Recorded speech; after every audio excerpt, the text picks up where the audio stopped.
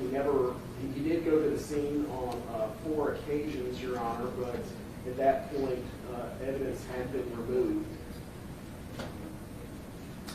He describes there is no peer review of his methods. He hasn't described any scientific or reliable system which he was using to take measurements of the scene or to conduct an analysis of what he observed at the scene.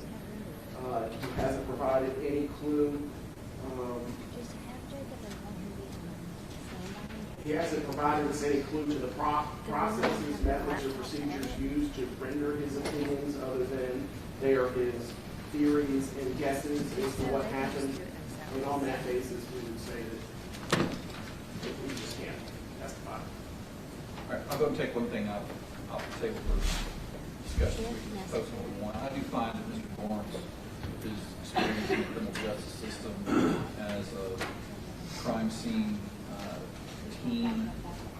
crime scene investigator, where he served in Davidson County since 1998. His experience before that as a homicide investigator, seeing many homicide scenes apparently. He started National Investigative Services in 2013. He's currently employed there. He did list many teachings that he's done and trainings he's attended. And so I do find he would probably qualify as an expert in crime scene reconstruction and let's say pattern analysis as a homicide defense. The question is whether or not he can form any opinions that are helpful in this case. Yes, sir. All right. And he can. So, first off, the court needs to understand that Mr. Lawrence is. Does the court want Mr. Lawrence in there? Doesn't matter at this point, I don't think. Okay. Mr. Lawrence is a rebuttal. He is to rebut the state's proof. And so that is essential to the defense's case. The court has already excluded the forensic psychologist, and with utmost respect, as the court knows. We believe is an error because Dr. Cogswell talked about what a forensic psychologist does and what kind of proof that he would be in this case. But the point of Mr. Lawrence is to rebut the state's investigation. Specifically, let's talk about Dr. Cogswell. Dr. Cogswell opined, and a lot of his opinions, I've brought this up before, aren't exact, aren't certainties. If the court is looking for certainties in the criminal justice system, you're not likely to find it very much. On that point, just make sure, so I know we've revisited that a few times now. Yes, sir. No one has to say with 100% certainty this is what happened.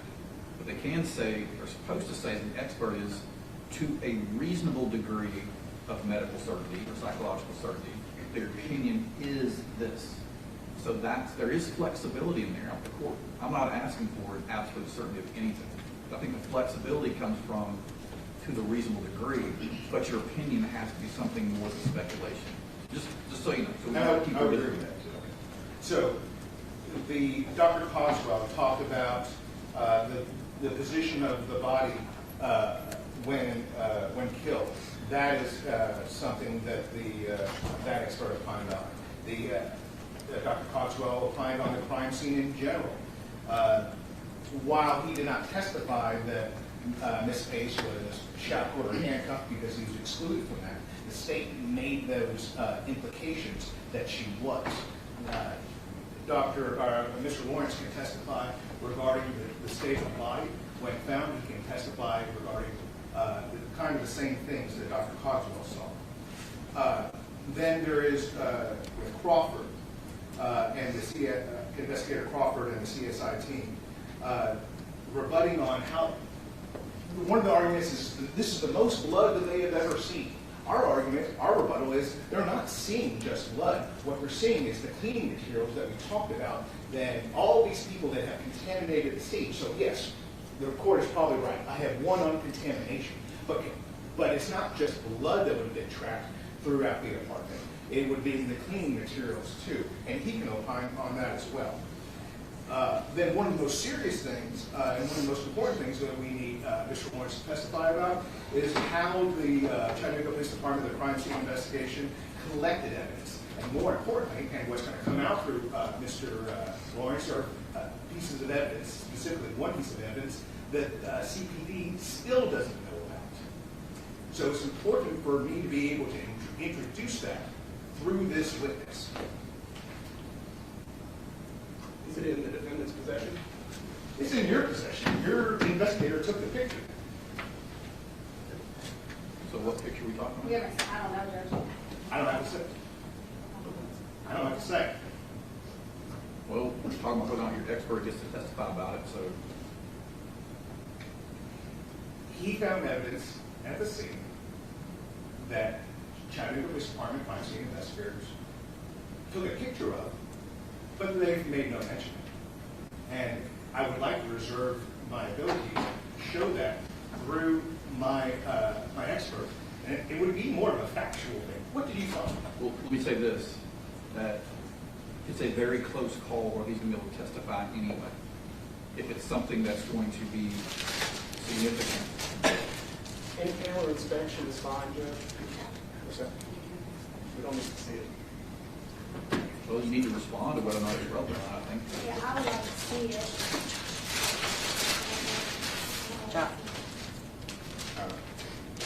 There you go.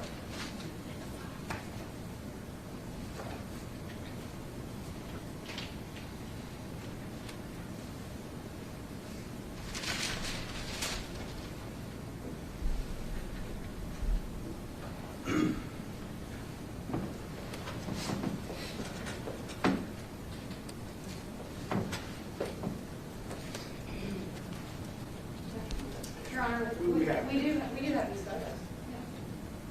Yeah. Again, I don't know All right. the relevancy, but we do. Oh, well, here. Any other opinions you want Can I Yes. show the court? If it's going to be the difference between me getting my expert in and not, I'll show the court. to convene?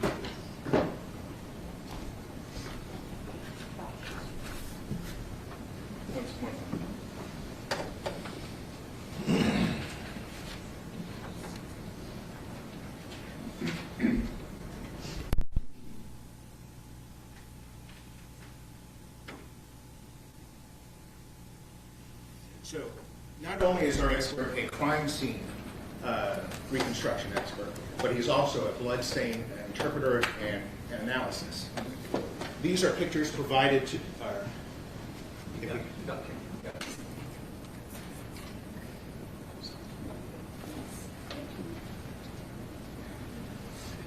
you're not going to be able to see it on these. Turn the lights off. Brian. You can zoom in if you wish. Well, no. So I have three pictures that Mr. Lawrence has created here where he zooms in. Now, if the court, where's the...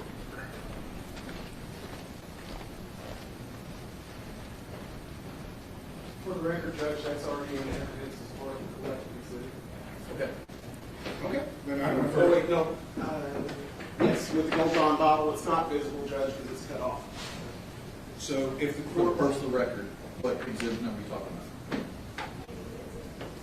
Your Honor, it's one of the ones that investigator Johnson. You can remark this one or mark this one.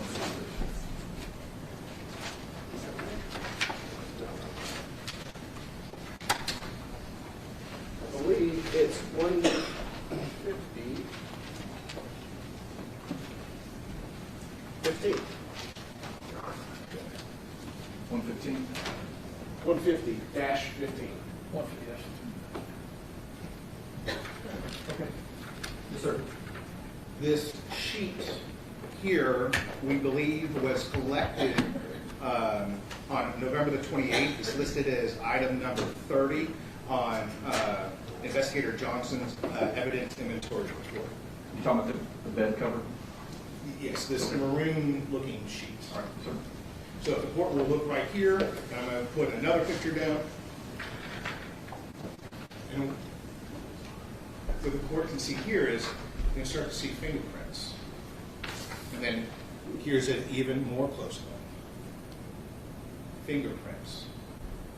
These were never collected by CPD, as far as I'm aware. They were never sent off for testing, as far as I'm aware. And there are no results of whose fingerprints those are. Talking about fingerprints on a bed cover, right? Correct. So I've been doing this a while, and I've learned things every 11 minutes, it seems. never heard of fingerprints being taken from like a cloth material, like a clothing or a bedspread. And that's one of the great things about my expert, what he could explain. Well, you didn't say that earlier, so we might be able to pull it up and talk about it Okay. again, but You can do that too. never heard of fingerprints being able to be taken from a bedspread. And it should be noted that this piece of evidence, while collected, has not been introduced through the state as well. In fact, I don't, it might be in the prosecutor's office for all I know, but it's not here in the courtroom. Okay, so just to catch me up to where you are so far, you're saying that the expert, your expert, is important to rebut Dr. Cogswell's opinion of the position of the victim's body, to rebut Detective Crawford's statements, the most blood he's ever seen. Your expert would say that's actually tracked blood, not blood from a victim. And your expert has an opinion on how the evidence was poorly collected. There's that. Let me go ahead and say the most essential opinion that we talked about previously. Investigator Crawford said he opined, not an expert, not qualified as an expert. He said that he believed that Jasmine Pace was killed in the bathroom, where Mr. Lawrence will testify, not that he can say where she was killed, but can say that there's no, I mean, I think he testified this, there's no way that Investigator Crawford can make that opinion. That is an essential part of the case. Can we discuss that briefly? Yes. I believe that your expert said that his opinion was that most of it happened in the bedroom, which could be seen to rebut Detective Crawford's belief that it happened in the bathroom. I do believe that Detective Crawford did not make that statement as part of the state's case in chief. It might have come from a jury. You're asking the question, right, where do you think it happened, perhaps, and he's allowed to answer at that point. I'm certain he was allowed. So you're thinking General Moyle or General Womp said, where do you think this happened? And he was allowed to answer that. I thought it came in I either believe cross. it was Mr. Weiss. I believe it was cross-examination, Your Honor. I think it was either cross or juror question, because I think they asked. I remember that I didn't, 15 seconds into the question and answer, I remember that I believed I should have objected and I hadn't, and Investigator Crawford had sort of got it out of his mouth already. I recall that it was on cross-examination for that. Was it to the direct anyway? No, Your Honor. It might have been me asking the jurors, it might have been twice. What? Not to say that it matters, it might be a distinction without a difference. It's kind of making sure that it wasn't brought in, but the state wanted the detective to say that opinion. I don't think that was the case. Okay.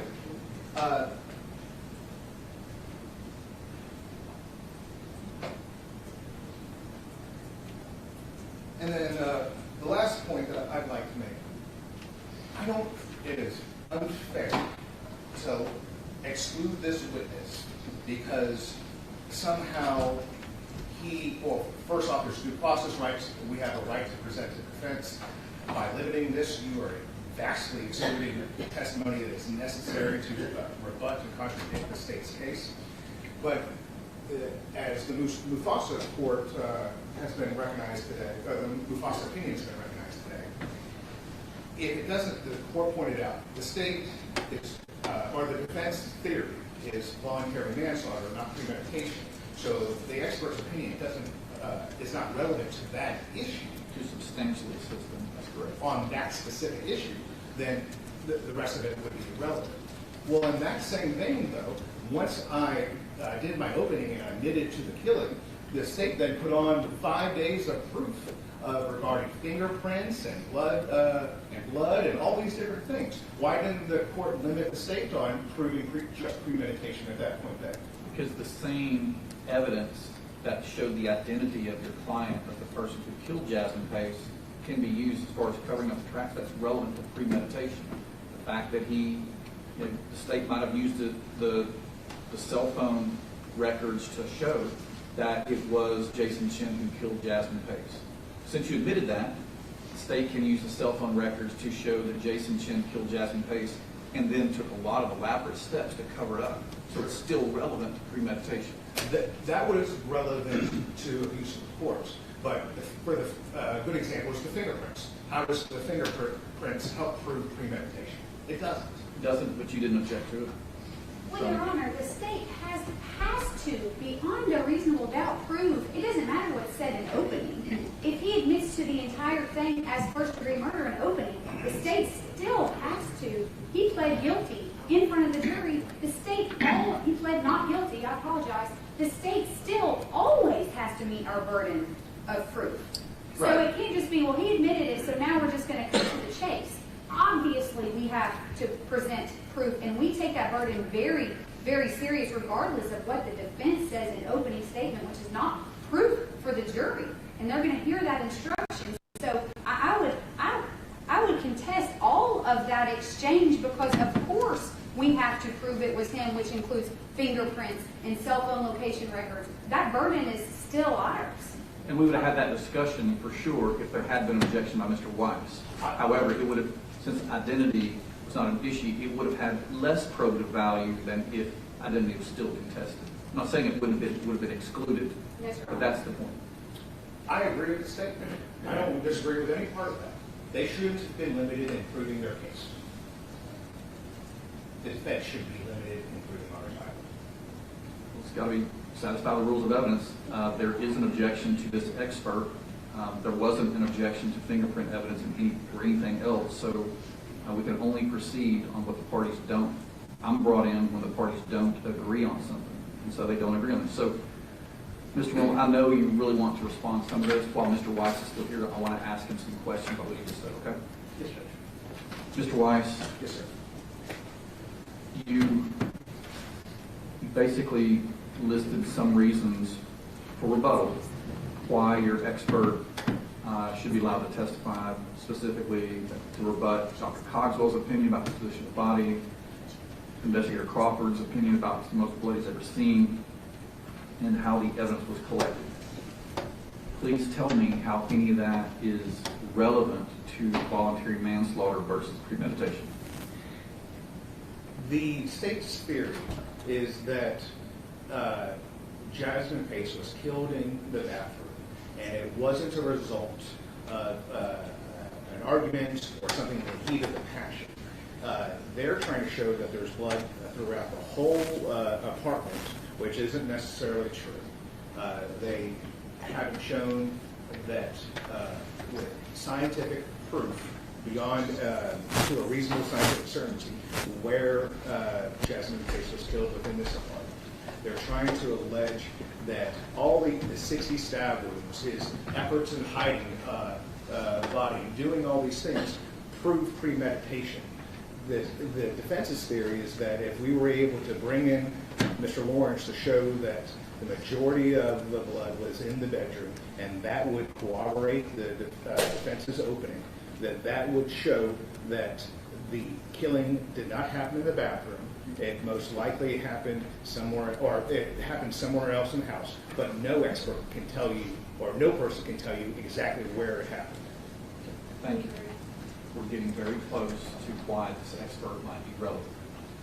I heard you right and say back to you. If the state's theory is that there was blood everywhere across the apartment, and therefore killing happened in multiple rooms, versus the killing occurring in just the bedroom in that one heat of passion type moment, that's getting close to an opinion by this expert that's relevant to premeditation.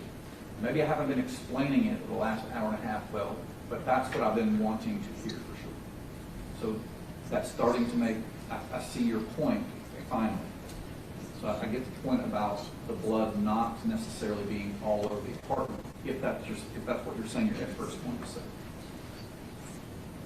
Position of the body, can you tell me more about that? How can your expert be qualified to talk about the position of the body when the defendant's stabbed?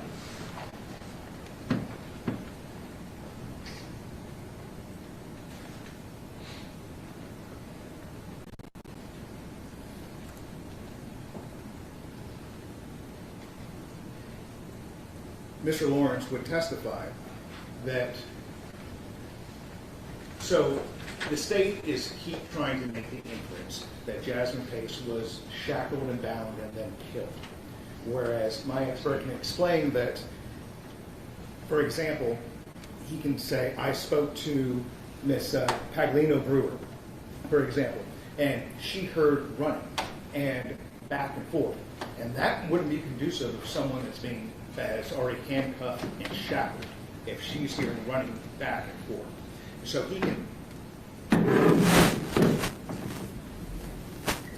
he could testify regarding the information that he received as part of his investigation in that way. In addition to that, he can also testify regarding the ligature marks or the lack thereof. If you looked at the wrist of Jasmine Pace where the handcuffs or shackles were, and we got into this with Dr. Cogswell, you see thrusting from where the moisture hit the handcuffs, but what you don't see is bruising, tearing, or anything like that.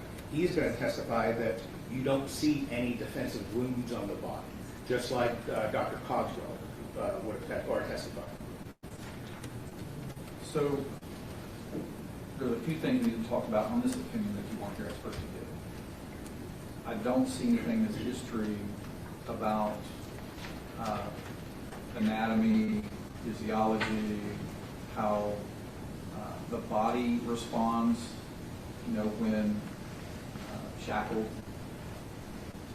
So that's one thing you need to talk about, is your expert's qualifications to rebut Dr. Cogswell's opinion on that. Another thing is that Dr. Cogswell never said she was shackled. He said basically 2 + 2. He didn't say 4. Basically said that she was in one place. She, didn't move. But the court has to remember, when Dr. Cogswell is testifying about this, and I objected to this because of this very reason, they were showing a picture of Jasmine Pace bound and shackled. So while Dr. Cogswell didn't say it out loud, it was on the screen for the whole jury to hear. That gave the impression, it gave the inference, and it's unfair and misleading. That's why I objected at that time. It got right up to the line, but in my opinion, did not cross it. Dr. Cogswell did not testify with anything that was beyond his expertise. No, I agree with that. But the image on the screen didn't match the testimony Dr. Cogswell was testifying to, and it's misleading for the jury. He didn't say that she was shackled, but sure as heck there was a picture of her shackled on the picture behind him while he was testifying about it. What would your expert say? How can your expert be qualified to talk about what ligature marks look like and how the body...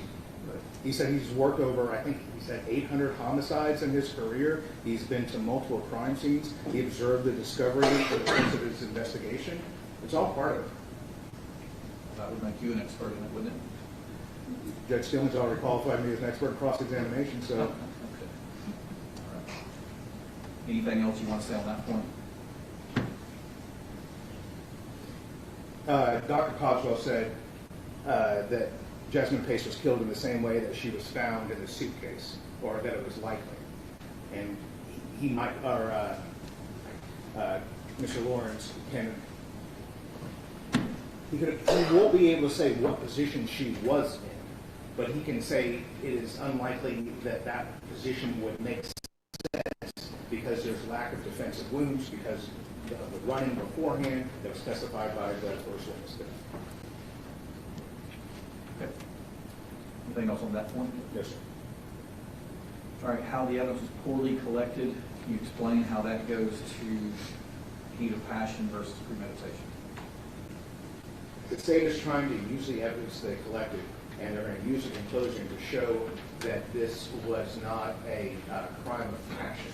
So he's going to be able to testify that he found no evidence that there was any planning, any motive, or anything like that during the course of his investigation. So motive isn't necessarily premeditation. Correct. But it is something that could substantially help the trier effect. Even though motive and planning is obviously not a part of the any element of first-degree premeditated murder. calm and cool reflection is. So when the court goes through the jury instructions for first-degree murder, he's going to be able to opine on that very subject. Well, I need to hear the opinion before I think he's allowed to give it. I get the blood opinion. Not really convinced on the position of the body when how the, and again, the state will get a chance to respond to all of this. How the evidence was poorly collected. It's almost something that militates in favor of the defense. In this absence of evidence doesn't hurt the defense. It doesn't seem just. But the lack of collection of evidence and the lack of the testing that TBI did could show we're not claiming, it could show self-defense. It could show the story that the defense said in opening. It would help corroborate that statement, that the collection of evidence here is misleading because they didn't collect evidence that would show that this was a crime of passion versus premeditation. Okay, well, again, we're going to put your expert back on the stand, and he's going to have to explain how the lack of evidence goes to that. Okay. General Moyle, do you want to anything else on the points we talked about? I think that covers. The handprint was the only other thing. Yeah, that's something I've never heard of it, but we'll see what he has to say when he gets back to the stand. All right, General Moyle, it seems like whether or not this very experienced former police officer can testify as to the position of a body when it was killed. I'm not really convinced that's within his realm of expertise to the degree that would substantially assist the trier of fact. The blood evidence seems closer to a relevant, admissible purpose, that if all the blood truly should have been in the bedroom, but instead was everywhere in the apartment, it seems like it would be something helpful to the defense in showing that it was the killing happened there. So, and the fingerprint on the dead chair, we'll just put it back on the stand unless you answer. That's kind of where I am with it right now, so feel free to proceed however you wish. Your Honor, he was tendered as an expert in two fields, crime scene and blood pattern analysis. Saying that, well, the blood should have been here, but it's contained in this room is not an interpretation of a blood pattern. It's simply not. If we were looking at pictures of cast-off and asking him from what direction was the blood cast off the solid object while it was in motion, he may be qualified to like a more specific opinion. This seems like something that would be easier for him to make, a much more basic opinion, but he still could probably make it, don't you think? I'm not so sure that he could, unless he has some kind of experience in quantifying volumes of blood. How could he say that most of it is here and most of it's not there? And also, don't forget, Your Honor, the duality of the argument that's being made by the defense in this case, contamination, but one of the primary people who did the contamination in this case is none other than the defendant by cleaning up the crime scene. So I don't know how an expert hired by a defendant who presumably knows that his client was mopping up blood would be able to render any kind of an opinion to a reasonable degree of any kind of certainty where the majority of the blood is when he knows for a fact that his client cleaned up the scene. That was said in opening statement, and I understand they're not bound to it, but if that's the theory of the defense and he's a defense expert, then surely he knows that to be true. So, Your Honor, the question then is his opinion reliable? Let me ask you that point. Yes, Your Honor. It seems like that would go to the weight, not the admissibility. Like if he's going to testify that it's spread out the apartment, the state can certainly argue that besides contamination by the victim's family, besides contamination by the police, the defendant's own efforts in cleaning up blood does not, it muddies the waters to the degree that you can't say that it happened all at the department. But that's one of the threshold questions for McDaniel versus CSX, the reliability. He has not provided any testimony whatsoever regarding the methods that he used, other than I looked at pictures. I've been in the crime scene 4 times. We don't know when. We don't know what methods were used to take measurements, if any.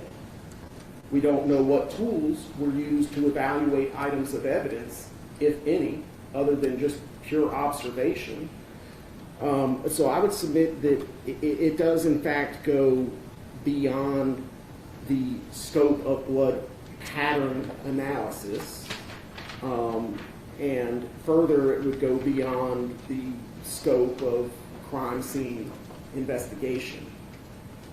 So the state would disagree with that, and we would object. As for the bloody fingerprints, again, beyond the scope of his expertise. He's not a latent print examiner.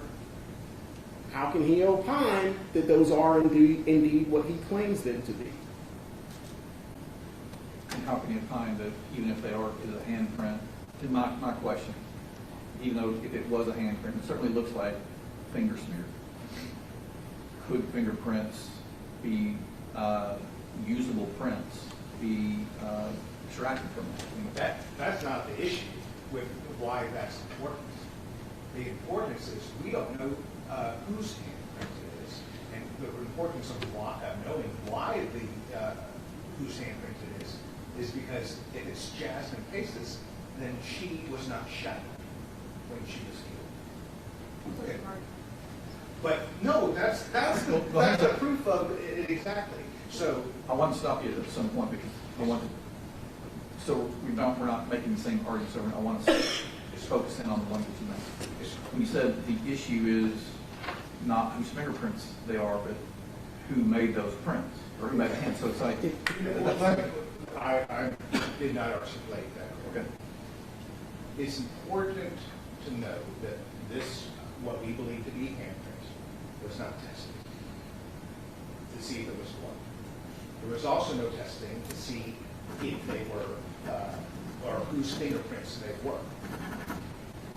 If they were Jasmine Pace's, and the defense's theory in opening is that Jasmine Pace attacked Jason Chen as he ran back into his bedroom, and then he picked up a knife and killed Jasmine Pace. And our argument is that he was not, or Jasmine Pace was not shackled at that time, that she couldn't, or then she left that print. Because if she was shackled at that time, she couldn't have made that print. Okay. So here's what I'm getting, and we'll get back to the guy with coding in just a minute. I would love to hear that contrary to what I believe for over 20-something years you can get prints from a porous surface like fabric. I do see where maybe the size of the fingers might indicate whether or not it was someone who was 6'1" or someone who was basically 5 foot nothing, is what I could advise. That might be helpful in identifying who left the print. I don't think he could opine as to that. I think we have to ask. Well, hang on. General wants at the same. I'm sorry. I didn't know. I know, and I'm. Please let me finish. You'll have your chance to respond. Yes, sir. First of all, it's the classic garbage in, garbage out analysis, Judge. The defense, in saying what he would opine to, it's, I spoke with Miss Paglino Brewer. I spoke with her, and based on that, I don't believe that this was a murder, that it was some sort of an altercation, a fight. But keep in mind, Judge, the testimony that she gave from the witness stand contradicts the very assertion that this happened in the bedroom, that there was running away from the bedroom towards the front door after the scream. Again, doesn't that go to weight versus admissibility, where the expert would have to say he disregarded that aspect of it? But that's the only thing that the defense could cite to that he relied upon. Furthermore, the ligature marks, the defensive wounds, I think was all part of the same argument for this particular piece of evidence. He's not a self-defense expert. He can't opine as to what kind of a wound is an aggressive, offensive mark or a self-defense mark any more than the medical examiner couldn't. He was asked, and he couldn't answer it. He said, no, we shy away from those terms. So it's the state's position that he's an expert in all fields, but can render an opinion in none. And on that basis, Your Honor, he is not a reliable witness. And because he's not reliable, it will not materially assist the trier of fact in this case. Subject to Your Honor's questions. I think I'm good so far. Can I just make one last point? Yes, sir. That handprints also prove that she wasn't in the field because she had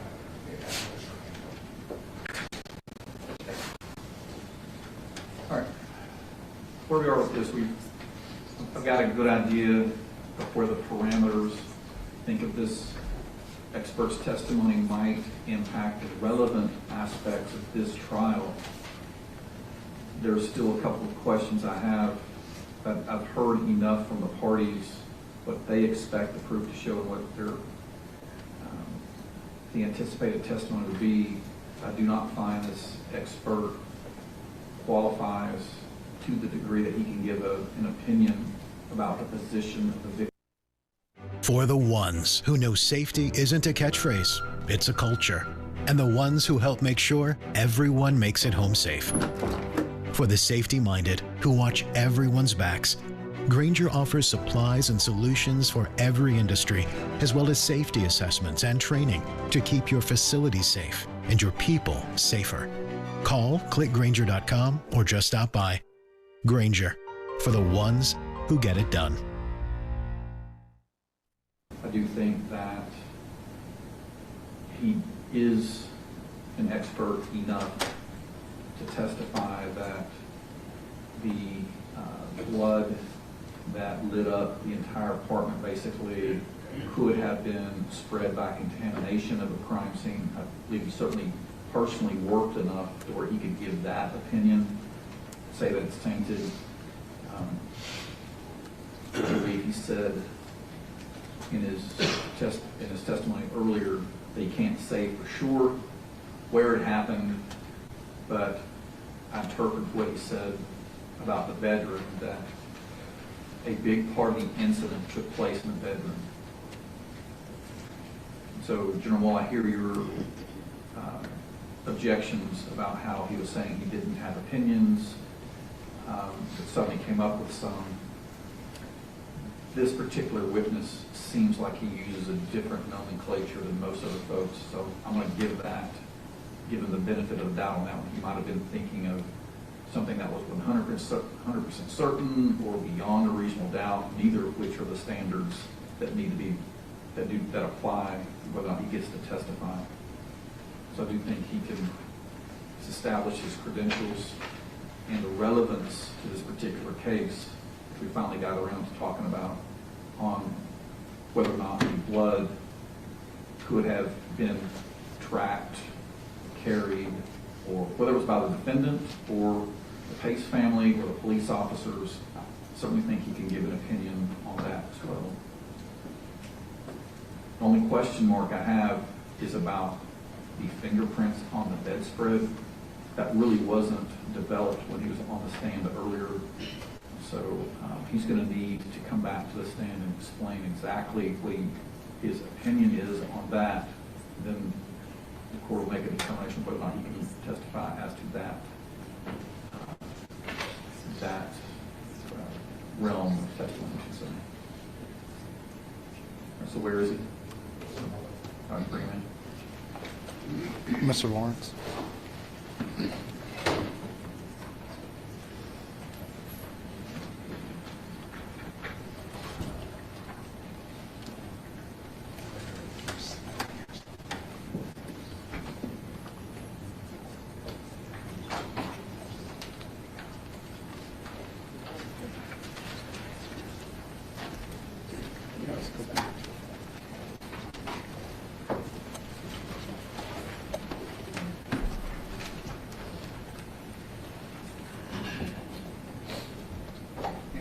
swear in Mr. Lawrence? Yes, sir. Raise your right hand. Do you swear or affirm to tell the truth, the whole truth, and nothing but the truth, so help you God? I did. Mr. Lawrence, we've talked a lot about what you can talk about and what you won't be allowed to talk about from this jury, but there's a very specific line of question I think Mr. White's going to ask you about regarding the fingerprints on the bed sheet that you looked at. Yes, sir. Okay. Go ahead, Mr. White. Mr. Lawrence, did you review the discovery and evidence provided in this case? I did. I'm showing you a picture. Can you please identify that? This was a crime scene picture of the scene from the bedroom that was in the back room, showing the pictures taken actually near the bathroom door, leading into the bedroom, turns slightly to the left. Do you know if this maroon sheet was collected into evidence? There was one collected, but I think it was misidentified. But to me, it's a comforter type, but I think it was listed as a sheet. I'm showing you what's, this is the evidence. I'm showing you what's the evidence inventory report by Dr. Johnson. Can you identify number 30? Number 30, collected on the 28th at 10/11 as a maroon fitted sheet. Is that what that is? It could be, but the picture is kind of indicating it could be a comforter, it could be a fitted sheet. But it is maroon. Yes, sir. Okay. How many times did you do an investigation inside Jason Chen's apartment? I went in twice in December. So, And, yes, tell me about how, was this in there when you went in the apartment? Was it? no, sir, there was no bed covers on the bed. Okay. When was the first time that you saw that picture? It was saying probably around June. Once the discovery started coming in, I received the crime scene pictures and everything started trickling in. That's when I saw it. So when you looked at this picture, tell me what you did as part of your investigation. As I mentioned before, when I look at photographs, you don't actually see everything. So I make a working copy first. I take all of what I get, move it out of the way so I never touch it. But I make a working copy where each photograph, I will enhance the photograph. Either by desaturation, which means turning it into black and white, which gives more clarity, or adding brightness, contrast, or tones. Because sometimes you can't physically see things that are on different colored items. So I enhance the photographs. I'm showing you two pictures. Can you identify these? Yes, sir. These are close-up pictures of this from my stock. Did you manipulate this in any way other than zooming in? I zoomed in and I did change the contrast and the brightness a little bit, just to give a little different tone quality. And why would you do that? Because when I zoomed in, I started seeing something. Couldn't tell what it was. I had to go in and physically change the contrast and stuff to where it stood out. So once I got that balanced out, then I zoomed even closer, and that's how I located what's there. For the purposes of the record, Your Honor, can we mark this as the next collected exhibit for identification only? Yes, 226 ID only. At this point, if he gets to testify, he can talk about it. Of course.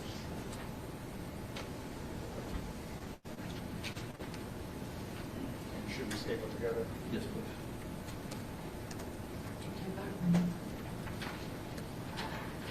There's 20 pictures, Mr. Weiss, agree? Yes, sir. 226.2. The first record here is all in the state's evidence. All right. Now, after you observed, what did you observe in the picture? What did your contrast show you? The contrast showed me some possible blood transfer stains, which my first thought was they were linear type, which that appeared to be finger impressions. Why is that important in this case? Well, from information I had, there were two people there. So who did it belong to? Why was it there? Pretty much like the who, what, where, what. why is this thing in this particular location? How did it get there? And who's it? And why is that important in this case, It's important in every case, actually, but particularly in this case? in this case here, it kind of indicates something is going on in that area, the bedroom. And it fits into the smaller confined area of the saturation stains on the floor and the markings on the wall. Do you believe that to be a handprint or a finger mark? It's possibly a whole hand, but there's no way to find that out, but it does appear to be finger impressions.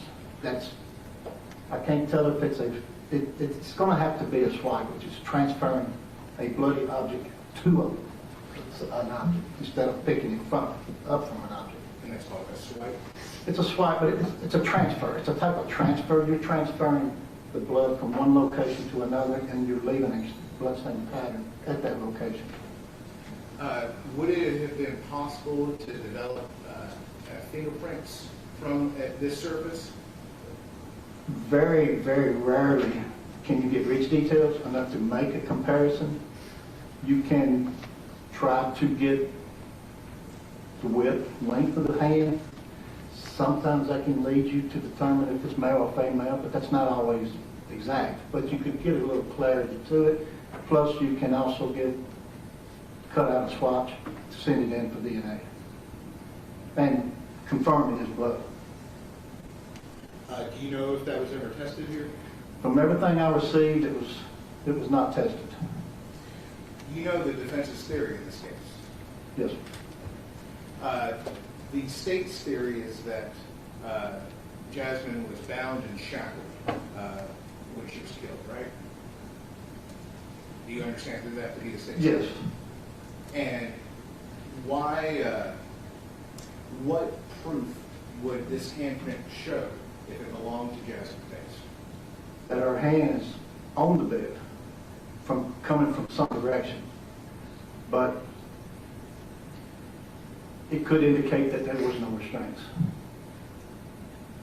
What would it say about her being in the fetal position? Well, you can't argue what position she is in, just how the hand got there. It would be important on how high that bed is, because beds are different sizes, the height of it. If she's in a fetal position and restrained, she's not going to be able to at least reach her hand up high. I'm going to object, Your Honor, beyond the scope of this expertise.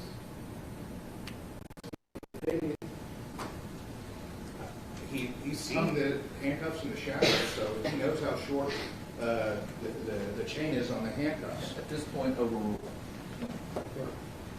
You have to take into effect the height of the bed, the position of where it's at, and I was considering that compared to where the big saturation stage was, but since those were not photographed together, it's going to be hard to do that. But it actually can give you an idea if it's enhanced and processed, if someone was standing, kneeling, to that. But from those pictures, I cannot physically say she was in a certain absolute position when it was developed.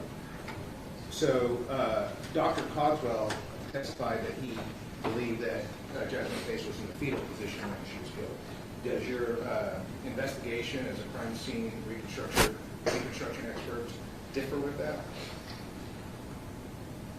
The way you just, Mr. Weiss, that's already been talked about as far as Dr. Cogswell's opinion. So the witness is not going to be able to testify to the position of the body. Yes, sir. You may ask another question. Those regarding the handprint or whatever this mark Okay, is on I the thought he body. was getting into whether or not what position the body is what I thought you said. But I thought you just said I couldn't ask that. that's what I'm saying. That's why I Okay. stopped you from asking it. Okay, so that's the last line of question I have regarding that topic. Okay.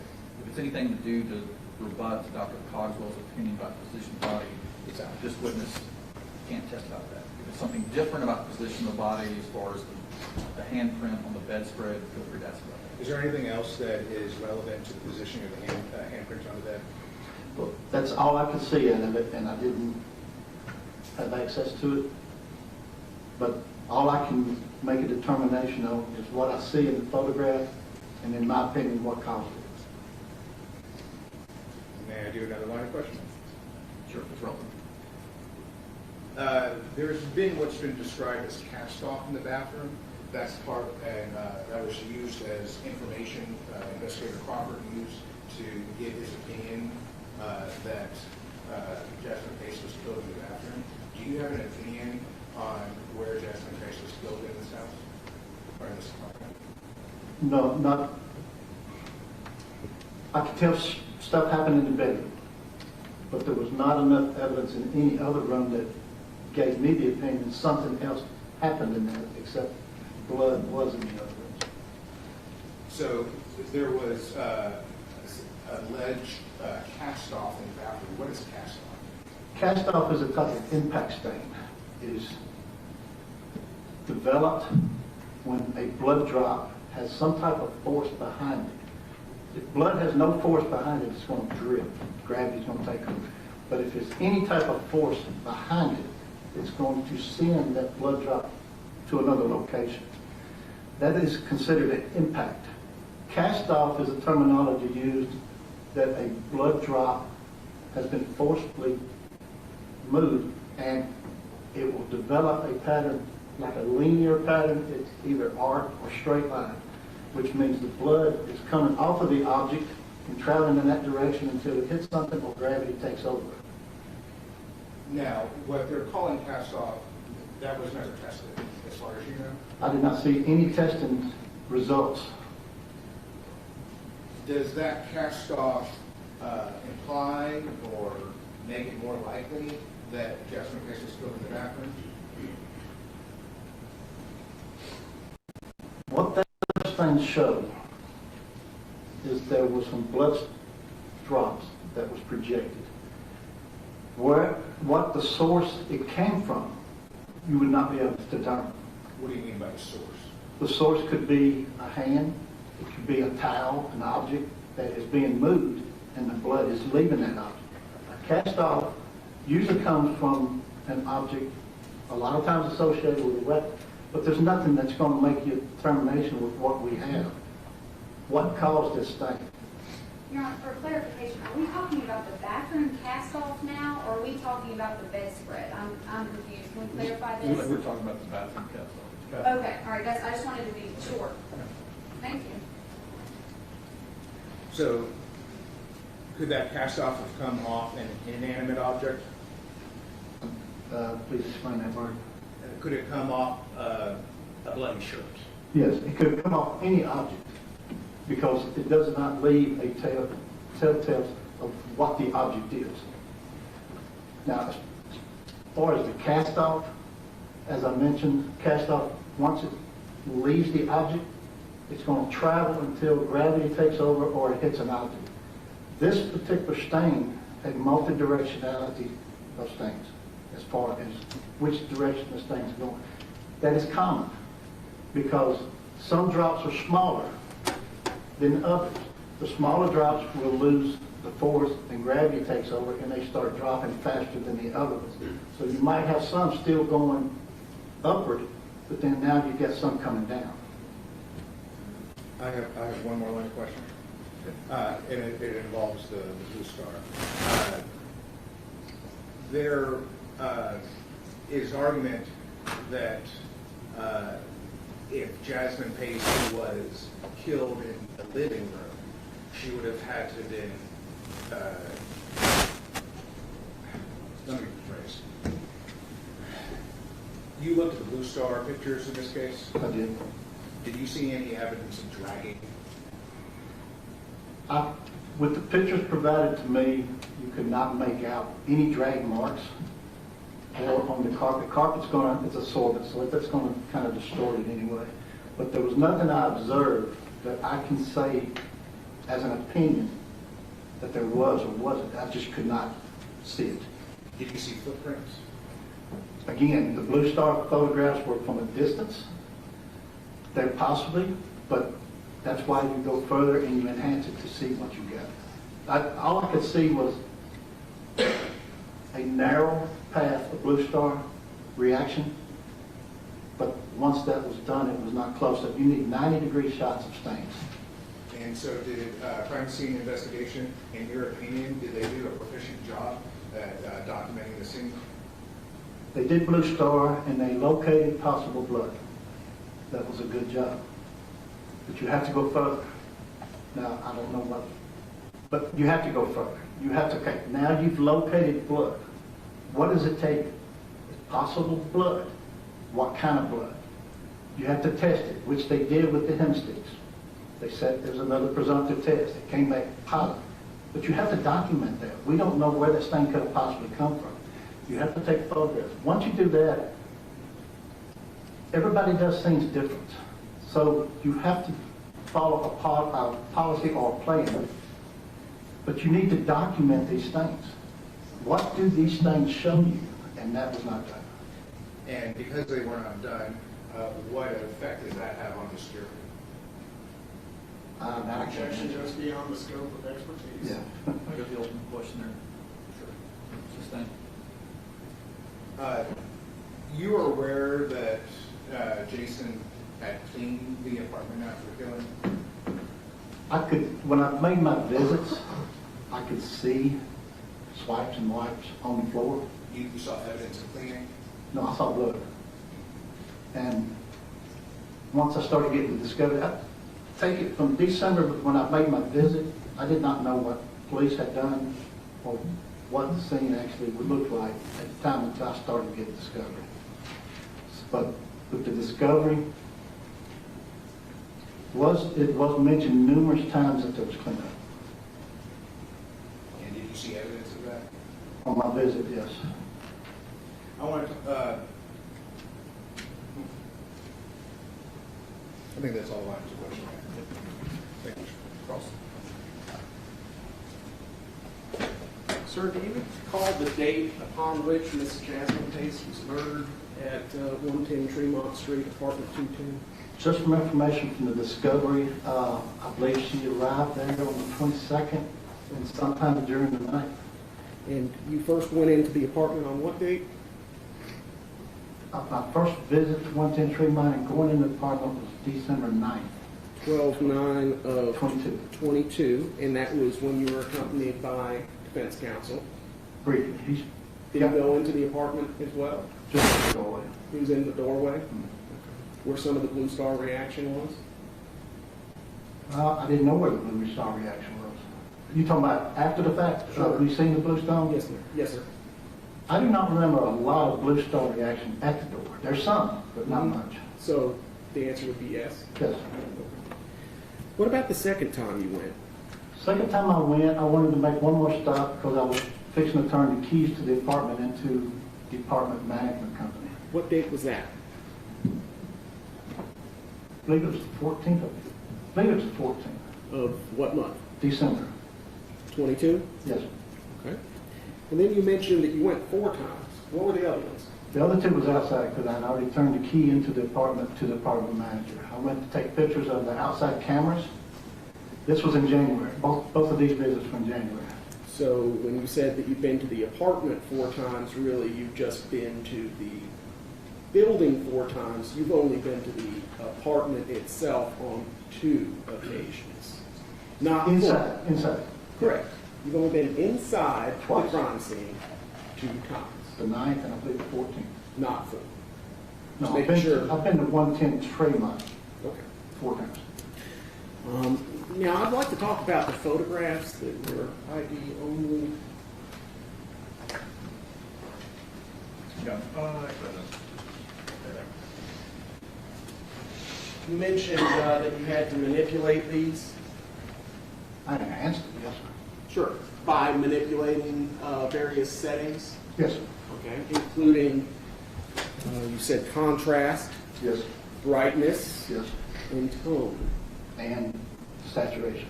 and That- and saturation. Those are the type of manipulations or enhancements that I do. Mm-hmm. So I look at them and I'll just to see what's visible. And which of those settings did you use to manipulate this photograph? That would be hard to determine because I'm using a slide rule to get the best clarity. You don't know? As far as the exact resolution, Yes, sir. No. Did you increase the contrast, decrease the contrast? This one, I added more contrast to get color, So to try to separate the colors. how much contrast did you add to separate the colors? Again, I used a slide rule on it. I'm not taking exact measurements. So But I had to enhance the photograph to see it clearly. So you would agree that your manipulation of the photograph was imprecise? Is that what I hear you saying? Objection, that's not what he said at all. That's exactly what he said, Judge. He's using a slide rule, he doesn't know where it was. I don't think that goes to the precision, this goes to his ability or interest in keeping measurements of how he adjusted it, so it's the same. How about brightness? Did you adjust brightness on this?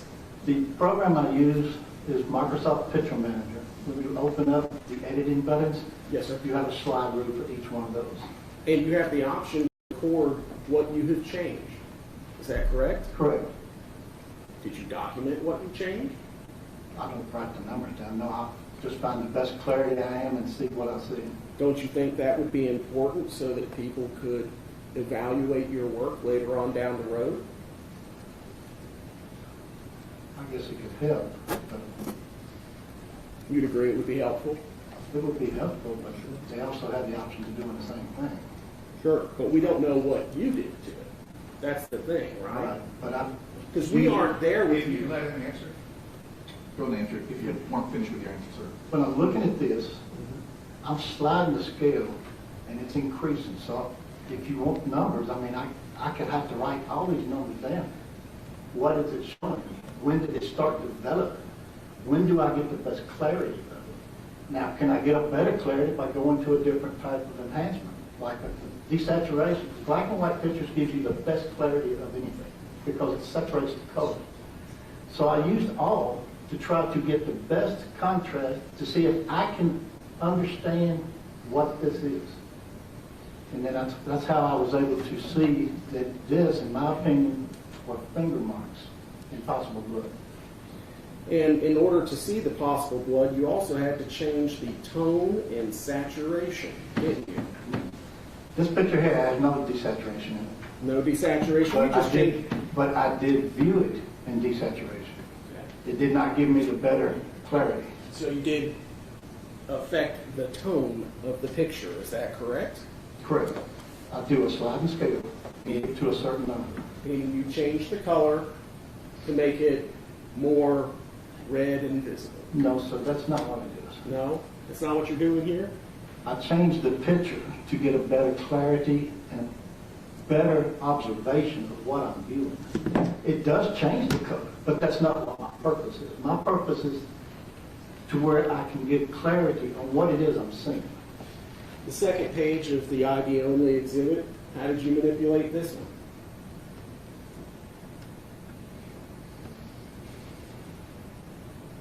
As far as the second, are you talking about the second close-up? Because I do it in stages. I got the original picture, a little closer, and then even closer. Yes, sir, the Is this the photograph third that's one? on this. No, sir, it's the second one. The one on this one. He should know which one it is. One. It's his pictures. Two, One at a time. three. That was the order that I gave them, and that's why he's confused. We put that picture first. I can't help that, the way the reporter picked it. Do you want to rearrange those? I don't know how they're supposed to go, Judge. I can give the answer, I Judge. think the witness described it as Tell us- picture, tell us closer, and even closer. Don't mind.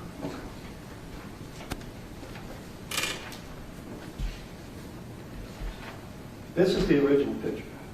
That's what's in the crime scene photo. Like page 3 of the collective exhibit? Yes, sir. It's the third one. All right. This is the second one. This is after I've got the best clarity. I zoomed in. It saved it as that. That's page 1 of the collective That's exhibit. page one. This picture here is just a closer zoom in of this. No changes between the two. Which is page 2 of the collective. Yes, sir. It's the same picture, just a little closer So all you've done is you've adjusted the zoom on between those the two. third picture, which Correct. is actually the second picture. No other change. No other changes, none whatsoever. Okay. All right, thank you, sir. Sir, were you when you reviewed all of the crime scene photographs, do you believe the maroon-colored sheet to be in the position as it was found by the Chattanooga Police Department? I have no idea. It was, the pictures what I have to go by is the body cam, which I observed and enhanced, and the crime scene pictures. So I had both to use. The body cam videos, I would have to go back and look. I don't know if it's exact, but I know a lot of different changes happened between the body cam and the sheet, and it involved the bed. So I would have to look again at the body cam pictures. I'm asking about the crime scene photographs.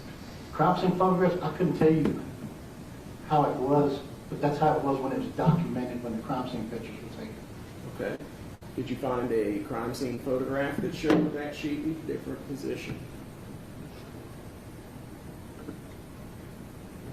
If I did, I do not remember.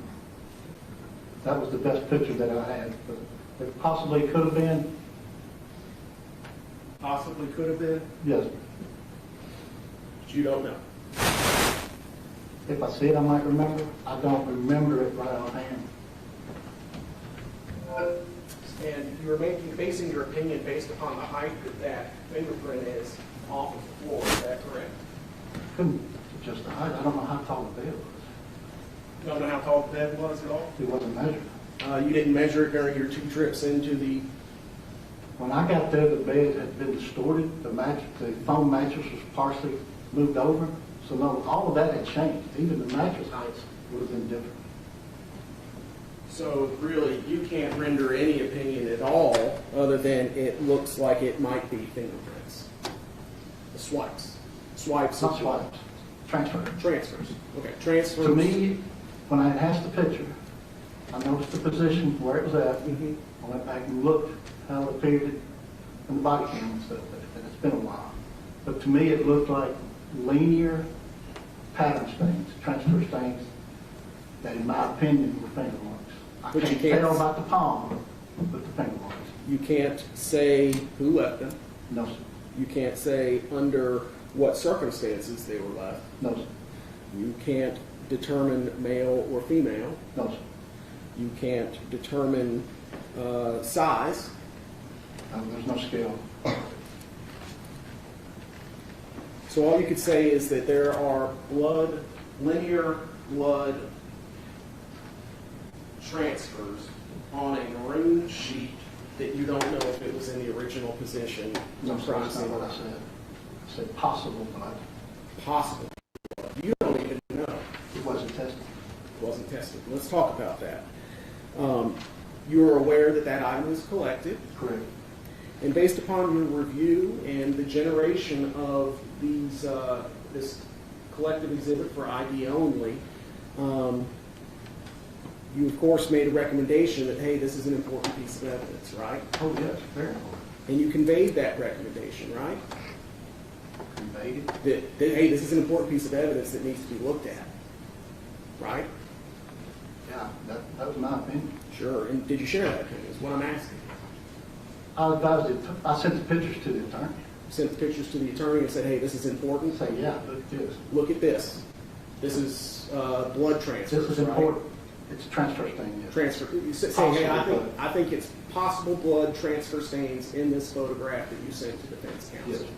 And you did that, of course, geez, a long time ago, didn't you? No. When did you do that? When I saw the patterns that I saw when I visited in the bedroom, once I started getting the discovery, I started enhancing it. I went through, enhanced a lot of pictures. I didn't see it at first. So later on, I went back, and that was probably sometime last year, that So I sometime, went and started concentrating solely on the bed. sure. So sometime last year being when? That I don't remember. I mean, I might be on my time sheets and stuff, but that's about it. Was it by email, letter, memorandum? No, I showed it to him. Showed it to him in person? Yep. So he's had pictures for how A day. long? Huh? A day. A day? You gave it to him yesterday? around that time, yes. We haven't printed on. I thought you said that it was last year. That's when I started going through the photographs of dirt. But then, once it wasn't tested, it was a process of me seeing what was done with this thing. When did you manipulate those photographs, sir? I would have to look at the date. It was sometime in the last few months. So at least a few months? Yes. You are aware, sir, that Jasmine Pace was in fact shackled and handcuffed, aren't you? I've seen the photographs, yes. You know how many times she was stabbed? I've read the medical examiner report, yes, sir. How many times? It said in the report 60. Okay. Are you aware that Jason Chen contaminated the crime scene, Anybody went in that apartment contaminated the crime scene? including you? Yes. But the crime scene was released and complete when I read it. The keys were back in the possession of the family. Including you? You said yes, right? Correct. Mr. Weiss, when he walked in with you? Anybody that walked in that door. That's right. Sir, I'm going to start showing you some photographs here, if that's okay. Okay.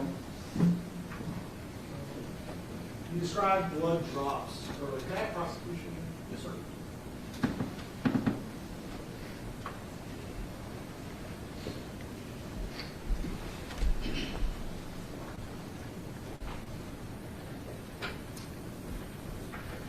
How would you describe the reddish stain that we see at the intersection of the two yellow, I guess, distance or length markers? Just for the purposes of appeal, can we identify these as one for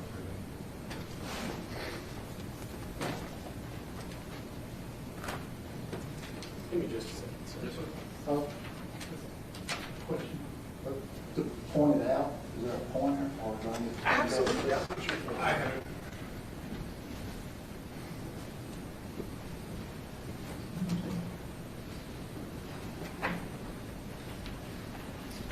For the record, sir.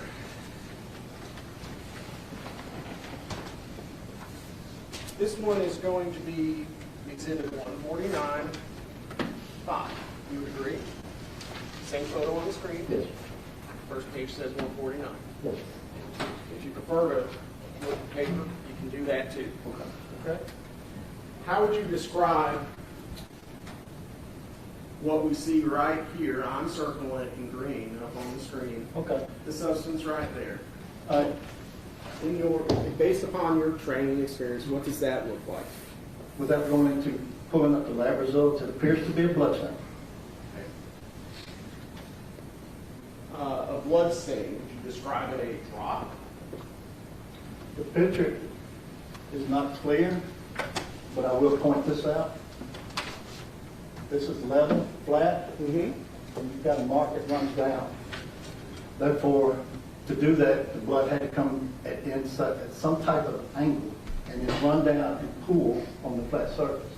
So I would classify that as an impact stain. An impact stain. Yes. What, when you were testifying earlier this morning before the lunch hour, you described what cast off looks like. Do you recall that? I described that here just a minute ago, I think. Sure. The linear, Even before. the linear patterns. The linear patterns, that's right. But you described the shape of the individual drops when they impact, right? How would you describe that?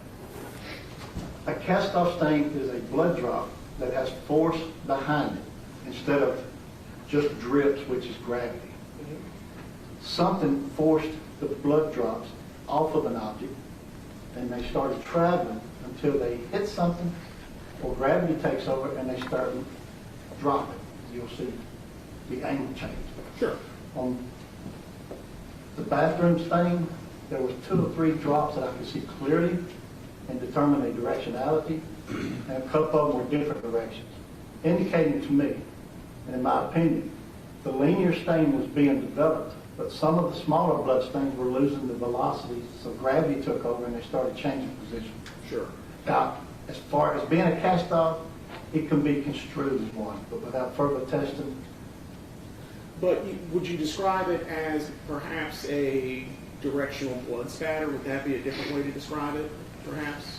A directional blood spatter? Yeah, blood spatter with direction, Oh, yes, it indicates direction. indicating direction. Okay, so That's blood what I- spatter indicating direction. Yeah, once it strikes something, it's in movement. So Sure. the stain is not going to end up as a 90 degree. It's going to have movement and travel, continue traveling in that same direction. And when you have a droplet of blood with velocity behind it, right, obviously arcing because of the force of gravity pulling it back down. All of them don't arc. It's just Well, all this objects thing fall. did. This thing did. Some of your, even cast-offs can go low, can go high. It doesn't necessarily have to have an arc. Even bullets have arcs, sir. Everything falls. How high did it get first? What I'm saying is you don't know where the top of the arc is when it starts coming down. Sure. Some cast-offs are going to be straight because there's no height to it or decrease. Depending on the force and the distance, that's when you start losing the velocity of the stain. In this case, where in the bedroom did you observe those blood spatters with direction indicated? In the bedroom now. In the bedroom, Yes, sir. directional, I believe it's just this, Just that. if I remember correctly. And you did a thorough search of the crime scene when you were there those 2 times, right? Not a thorough one, no, sir. I was there after CSU, observing what I saw, took pictures of what it looked like, Mm-hmm. kind of examined some things, but I did not know what the police had collected, where things had been. I did make observations, but as far as thorough searching, like picking the bed up and moving it around, I did not do that. Did you see any blood spatter with direction indicated in the bedroom other than what we see on the screen? Is From what I remember right now, no. the only room that had any appreciable amount of blood spatter with direction indicated was the bathroom. Isn't that right? The only impact spatter in another room would have been just the bathroom because nothing was observed in any photographs from the other room. Okay, fair enough. The next photo is 146-1, okay? You recognize this location based upon your time that you spent in Mr. Chen's apartment? Yes, you're standing in the doorway leading from the kitchen area into the bathroom, and you see the bedroom in the far distance. And you do see the evidence marker 6? Yes. Okay. And how would you describe the type of flooring that we see here in the bathroom area? Tile. Do you see the darkened areas of grout between the individual tiles? Yes. There, Yes. there. What does that indicate to you, sir? And I saw that it appeared to be dried blood or possible blood. Dried blood, possible blood. Yes. Okay, fair enough. When you were in Mr. Chen's apartment, did you observe any, I guess, areas of carpet that had been removed? Yes. Where were those in this photograph?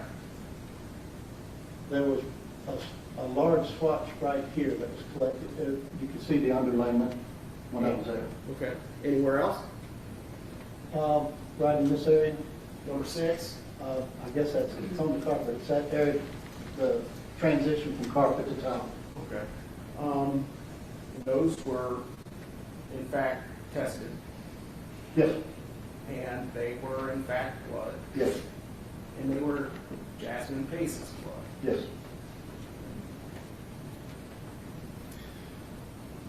Now I'm going to show you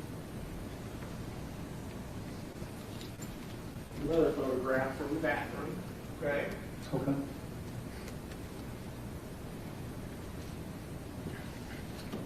This is 179-1, Correct. okay? What does it show? You see stains, these here, going in, for this purpose, to clarify, it's going in like the 11 o'clock position on the clock. These here. Sure. This one looks to be going about the 10 o'clock position. Let me see if I can zoom in and Well, help. before you do, you see the rundown here, The what? the discolorization of the wall? Sure. That appears to be the Blue Star. Blue Star reagent? Yes. Okay. So I'm going to zoom in for you, okay? And that you would agree, sir, that the blood spatter with that you just described is above and to the left the door frame that we can see in 179-1. Correct. Which would mean that it would be well over 6 feet off the ground. Okay. Yes. Standard size door, you were there, right? Yes, sir. I mean, it's not like it was a half door. I agree with you, sir. Okay. Thank you. And the items that you described as potentially being blood spatter would be where? Okay. This one, this one, this one, this one, this one, this one, here, here, here, here, here. And small cluster here of about 5 or 6. And the kind of darker areas adjacent to those items, artifacts that you describe on the wall, is what you believe to be Blue Star reagent. Yes, that's what Blue Star normally looks like after use and it dries. And the red stuff on the wall is what blood looks like when it normally dries, right? Yeah, unless it was tested and confirmed to be blood, it appeared to be blood. Okay. It's like it appears to be Blue Star reagent. Correct. Didn't qualify with any kind of possible Blue Star. You said it was Blue Star, right? That's my opinion, that's what it is, yes. And it's also your opinion that that's blood, right? I believe so. Thank you, sir.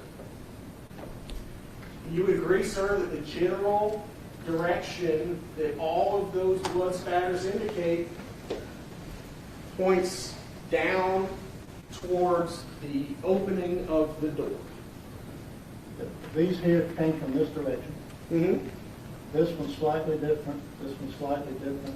If you can, there's a technique they use to pull strings off of stones, but you actually have to physically be there to do it. Sure. To get the angle, Right. the directionality, and so you can position. What I observe is these two stones are prominent. This one's starting to slightly drop off, this one's dropping off. Some of these, I can't measure, but they could be 70 to 90 degree impact stones. Sure. And that could be indicative, as you testified just a little bit ago, of them being small and gravity. Well, these here, yes. Mm-hmm.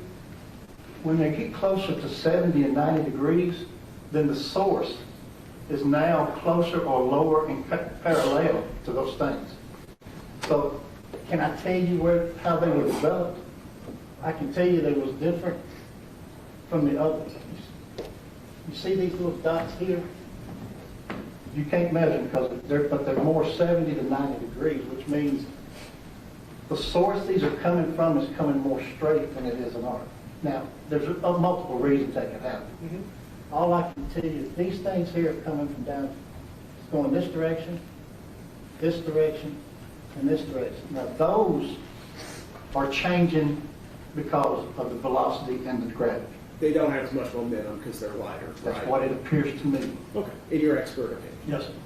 Okay. In blood pattern analysis? Yes, sir. Oh, thank you, sir. Let me zoom out.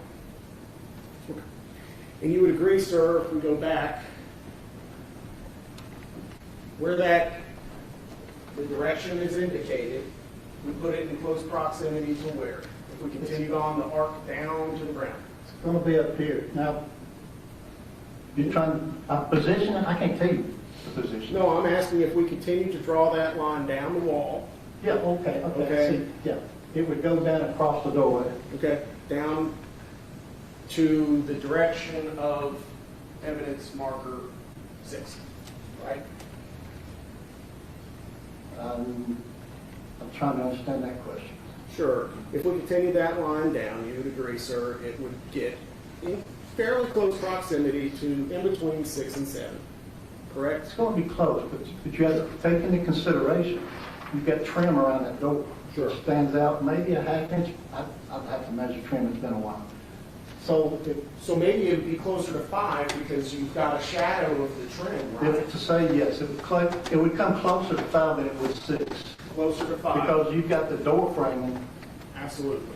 That makes perfect sense to me, sir. It really does. So it would be closer to that large, dark area of the tile and grout right there in the center. Again, without properly measuring them and getting a better idea of this, I would have to say this general area. Okay. Which would be the bathroom. In the doorway areas of the bathroom. Sure. Doorway area of the bathroom is where you believe the direction of those blood spatter with direction came from. And I'm classifying them as impact stains.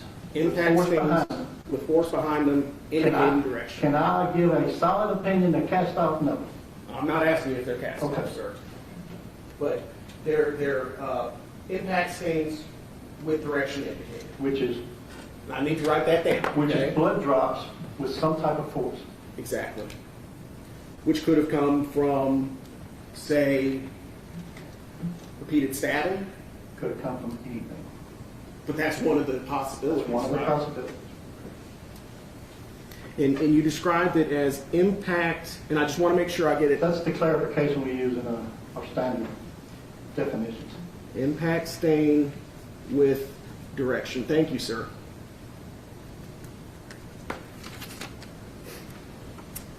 I'd like to talk with you very briefly about crime scene contamination. Okay. Sir, in your expert opinion, would a crime scene be contaminated by removing a deceased person from the scene of a homicide? Most definitely. So that's contamination. Were you aware that that's what Jason Chen did in this case? Yes. Would you agree that cleaning up blood with isopropyl alcohol would be contaminating the crime scene? Yes, sir. How about cleaning up blood with hydrogen peroxide? Yes, sir. Also contamination. Were you aware that Mr. Chen did both of those things? I think there was a bottle of hydrogen peroxide there. Were you aware, sir, that Mr. Chen had purchased throughout the course of the 23rd of November numerous bottles I of saw hydrogen the, I peroxide? think of Walmart and Walgreens videos. And I also observed the items on this couch or futon or whatever with items on I it. think it was a futon. Yes, sir. Futon. I believe it was. I think it's been referred to as couch, but I do believe it was futon. Sir, would you agree that disposing of a murder weapon contaminates the crime scene? Yes. And that's part of what I was mentioning, things were brought in and things were taken out. It's included. Sure. Would you agree, sir, that remaining at the scene of a crime and walking around in it for a period of a day and a half would contaminate the crime scene? Walking through it one time contaminates it. Sure. Were you aware that from the 23rd to the 25th, Mr. Jason Chen was in his apartment? I believe that I'm unsure of being absolute as far as how long it was before he left, but I know there was a period of time. If you were to learn that through the testimony of an expert that Mr. Chen departed for Nolensville, Tennessee on the 25th, and that his cell phone his cell phone is showing a consistent location of 110 Tremont Street, that area. If he was indeed in that apartment for that day and a half, it would contaminate the crime scene further than what we have already talked about. Correct. Anytime someone goes in or comes out, you've got a chance of losing or gaining additional stuff. Would you agree that wheeling a suitcase? I'm sorry? Would you agree that wheeling a suitcase through a bloody crime scene Yes, and would I contaminate? tried to see if I could see those patterns But you because of the couldn't, wheels. because the cleanup job was so thorough. I wouldn't say that. You didn't see track marks. No further questions. All right. Just a brief refresh. In the pictures of the maroon sheet bedspread, you said you changed the brightness, contrast, and tone. That's what's being observed in the photographs here. The desaturation removes all color. And depending on the scale, how much you use it, it goes to completely black and white. I did that just to see if I can see anything better or additional. I couldn't, so I did not use the desaturation. Is that something that is part of a crime scene reconstruction expert's job? That's a broad field. It's a tool I use to examine hidden blood. I try to see what doing this lets me see better. Sometimes a picture can tell you one thing, but there's additional information there. So the defense said in opening that Jason Chen killed Jasmine Pace in his bedroom, and after he blacked out, and then coming to. I'm going to object, Your Honor. That fact's not in evidence. I said this. I think it's just, you can use a hypothetical. You can say hypothetically. Hypothetical. If Jason Chen killed Jasmine Pace in the bedroom, and he crawled to the bathroom. Well, first off, before he crawled to the bathroom, if he killed Jasmine Pace with a knife in the bedroom, would, and we heard from Dr. Cogswell about the injuries, would that cause a lot of blood? The injuries? Yes. Most definitely.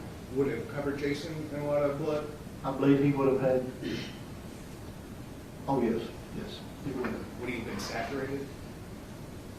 Very, very good chance, and different parts, depending on where the saturation is, it could be from the top of his head down to his feet. You never know because you don't know the positioning and the changing of position, what's going on to cause such things. As I said, impact stains are projected blood.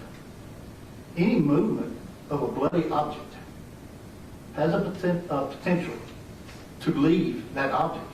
So if he crawls to the bathroom and he's covered in blood and say he takes off his shirt, could it cause those stains that you and General Moyle saw there in the bathroom? Without more information on these things, there is a wide variety of things that could have caused that stain, including clothing, cut on your arm, removing something or moving, and just hypothetical. If he is moving Jasmine, her body is moving also. It could have, it's kind of high for that, but there's different things that could have caused that.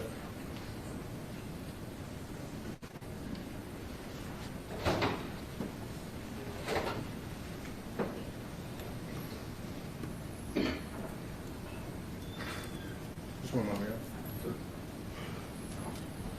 No further questions.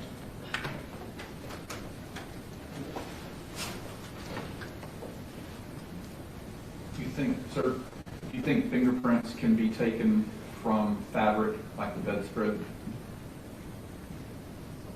When I teach or discuss, you never know until you try.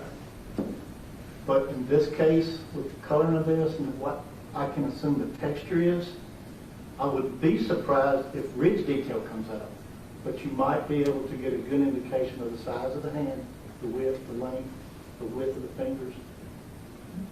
You could I think you would be able to get additional information if the TBI had processed this. Can you redirect or recross based on what I asked? No, Your Honor. Thank you, sir. You may sit down. Thank you.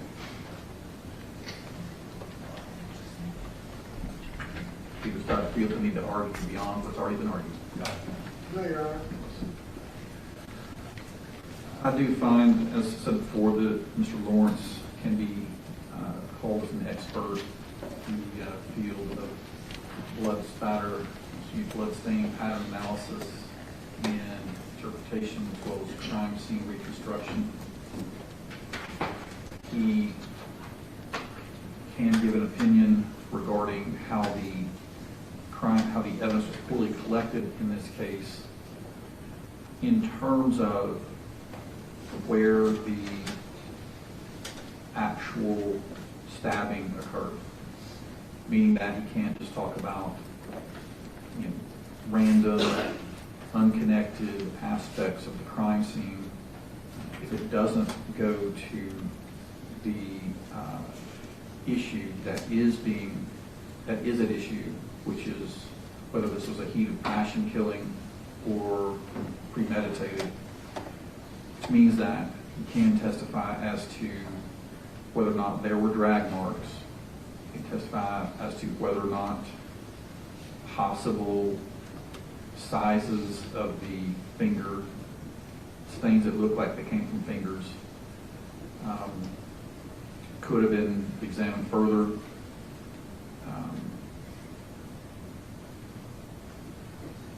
I don't see how the cast-off is relevant or is helpful to the jury in this case, since he said it could have come from a towel or from stabbing. However, it's connected enough to the other issue so we can testify about cast-off and what it means. And of course, as we talked about earlier, he can testify as to whether or not the blue star reaction came from whether or not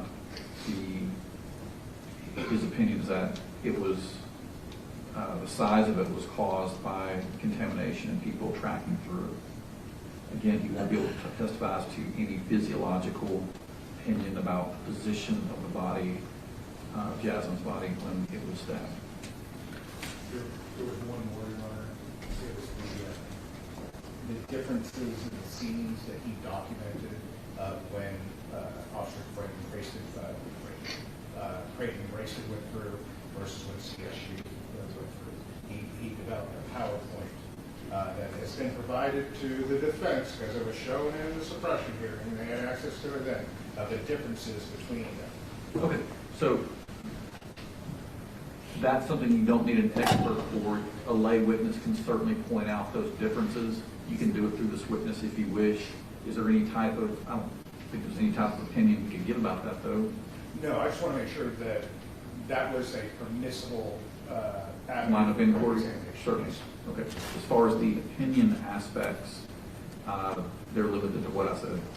Drag marks, whether or not the hand print, the print that looked like it came from a hand could have been used to develop measurements, cast off, and the blue star reaction, how it came from, in his opinion, contamination rather than whether or not the victim was actually killed in the rooms with lit up blue star. And is there any limited, may I ask just, Mr. Lawrence, what did you do as part of your investigation? Yes, you can certainly ask him that for sure. And I'm sure there are lots of things that, any investigator can testify to. The pictures that he took, that's facts, testimony. He can certainly testify to that. As far as the opinions, they're limited to what the ruling momentarily ago was limited. I don't want to mess up. All right. May I just clarify? Yes, sir. I may ask him about what he did as part of this investigation, and regarding and I can ask him about his factual questions about the differences he saw versus the body cam versus the CSU pictures. But then, regarding to the evidence, I may ask him about how we believe the evidence was collected poorly. And he can say there were no drag marks. He can talk about the possible sizes of the fingers that could have been examined further. He can say that a stabbing actually occurred. Sorry, what? The last part? He can say that a stabbing actually occurred. Is that A stabbing actually occurred? Is that what the court said at the first? No, but I think that he can factor that into his opinion. I think everyone agrees that that's what happened. He can testify regarding the bathroom. Cast-off aspect. The cast-off aspect. Correct. And as it relates to everything that General Boyle went through, I would assume. Cross-examination goes. Yes. Well, the things we just talked about, and also the fact that the blue star effect was caused from contamination, not from, you can't necessarily conclude that's where the attack happened. He can certainly say that. And then you can talk about the contamination. Right. But- Contamination as far as the blue star effect being caused from contamination, not necessarily where the victim was bleeding or the defendant was carrying it. You can't give an opinion about, you can give an opinion about that Investigator Crawford is, or he believes him to be incorrect, sadly, that Jasmine Pace was killed in the bathroom. His opinion is that no investigator could say that for sure. Yes. And then the court is excluding, or limiting the witness from testifying about the position of the body, Jasmine Pace. And not limiting, excluding. Oh, Yes. understood. Excluding that. And then excluding the defensive wounds, ligature marks, anything about the body in particular. Correct. Okay. That's the way that I understand it. All right. Parties ready to proceed? Need a break? Take a break. We're ready to go, Judge. We have several breaks. We've been in session for this issue for a while. It's, all right, we'll be back at 4:15.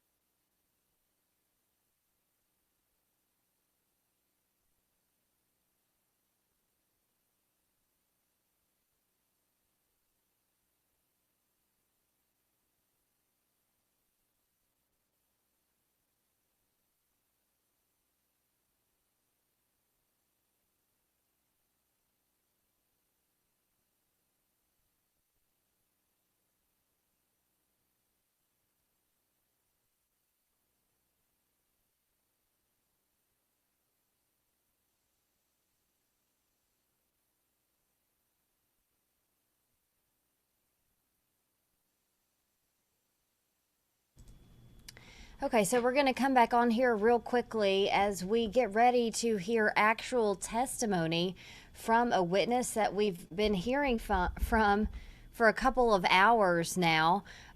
So this is, I'm just going to give you a view there in case you haven't been watching and don't know who this person is, but this is Johnny Lawrence.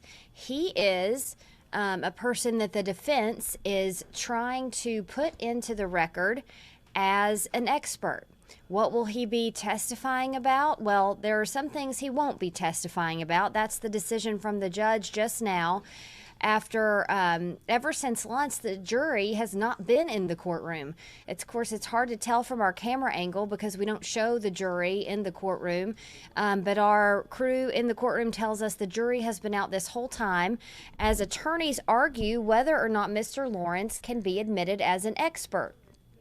They went through some of his background there. He is a former Nashville homicide detective, and then after that, first received a lot of training about crime scenes, and then he testified that he actually did training for other investigators about crime scenes. And one of his big areas of expertise is blood splatter. So the defense looking to use him as a witness to testify about the blood splatter in Jason Chen's apartment. But the prosecution brought up several issues with this. Mr. Lawrence is saying that he doesn't believe that this blood splatter on Blue Star that we're seeing here on your screen, and just a quick reminder, Blue Star is that technology they use to show where blood might have been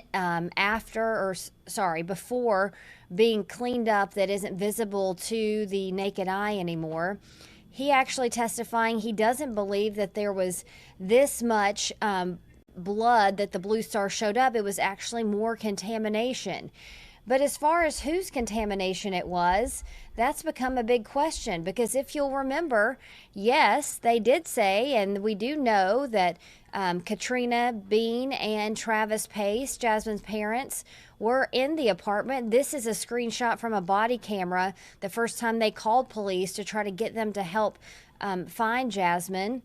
But some of the testimony was about who else could have contaminated the apartment for these pictures. And one of the big things that just happened, again, the jury wasn't out, so this was discussion about whether to qualify this witness or not. Investigator Paul Moyle, the prosecution homicide assistant district attorney, brought up the fact that this could have been Jason Chen himself who contaminated the crime scene as he was cleaning it up. As he was removing the suitcase with Jasmine Pace's body inside from the apartment to go dispose of it, and then bringing up investigators themselves. Johnny Lawrence, who you saw there on the scene, went to the crime scene as an investigator for the defense on 2 different occasions, December 9th and December 14th of 2022. So asking him, could investigators have contaminated the scene at some point? He said yes. Now, another big part of what we expect him to testify about is this. This is a maroon sheet that was photographed in Jason Chen's apartment. And let me see here if I can zoom in on this while I'm doing this slideshow. I don't think I can. But I'll manipulate this image for you a little bit later. If you take a look there at the bottom of that maroon sheet, you can kind of see this is a horizontally striped sheet, but at the bottom of that sheet, right where it meets the white area, you can see a few vertical stripes, 3 kind of in the middle. Now, Mr. Lawrence is testifying that he believes that is a blood transfer stain from a handprint. Why is this important? Upon defense questioning, he answered that he believes this might be a transfer handprint of Jasmine Pace. And what this could be used to call into question is in what position was Jasmine's body when she was stabbed. The medical examiner, Dr. Stephen Cogswell, earlier this week testified that he believes she was stabbed while she was in the same position that she was found inside of that suitcase in. So if you'll remember, she had a right arm shackled to her right ankle, and then her left ankle shackled to her right elbow area. Her left hand, he said, was free. So talking about whether she might have been able to reach up to that bed and leave that handprint while she was in that fetal position and while she was shackled. Because a big question here, was she handcuffed and shackled before she was stabbed and killed or after? Because that goes back to the question of premeditation. And as lots of people have said in our comments throughout this trial, there's no question here that Jason Chen killed Jasmine Pace. The defense came right out and said in their opening statements, we admit that he killed her. The question now is, was there premeditation? So all of these minute, small pieces of evidence will try to connect those dots, one way for the defense and one way for the prosecution. It was just a short break here. We expect to see Jason Chen come back into the courtroom in the live camera that you're seeing beside me there. Of course, the jury, there he is, once again coming into the courtroom, even looking at the camera there for a moment.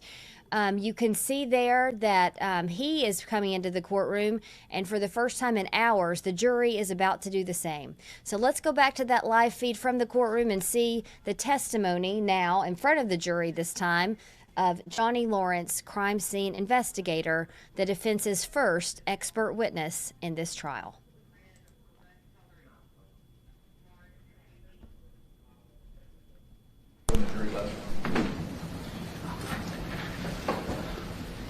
Just so I understand, Your Honor, so I think the jury was excused during the ordeal.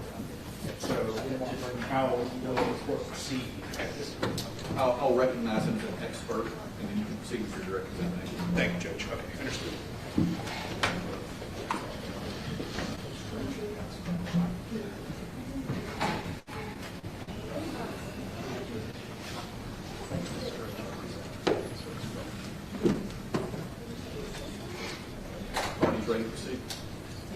stage ready. We're, yes, sir. All right, bring the jury, please, when they're ready. Yes, sir.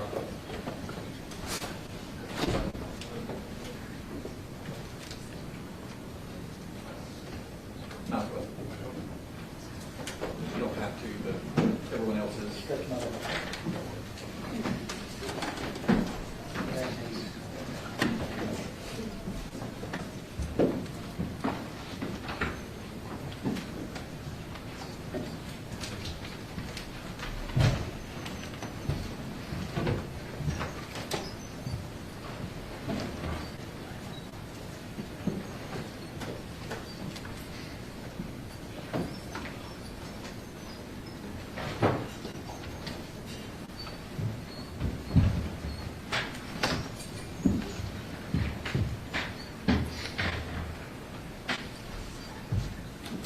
Please be seated.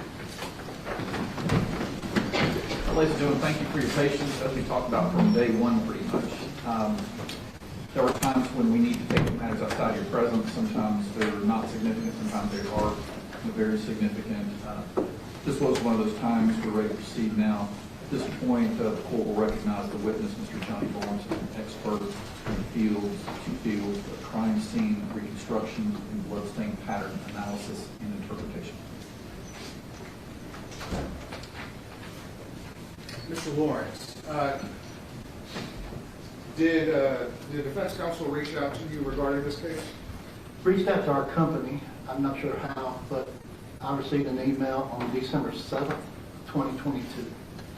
And once your business was retained, what did you do? I personally talked to you by phone, and you advised me that you had access to Mr. Chen's apartment and wanted to know what I thought and what should be done. So what you did?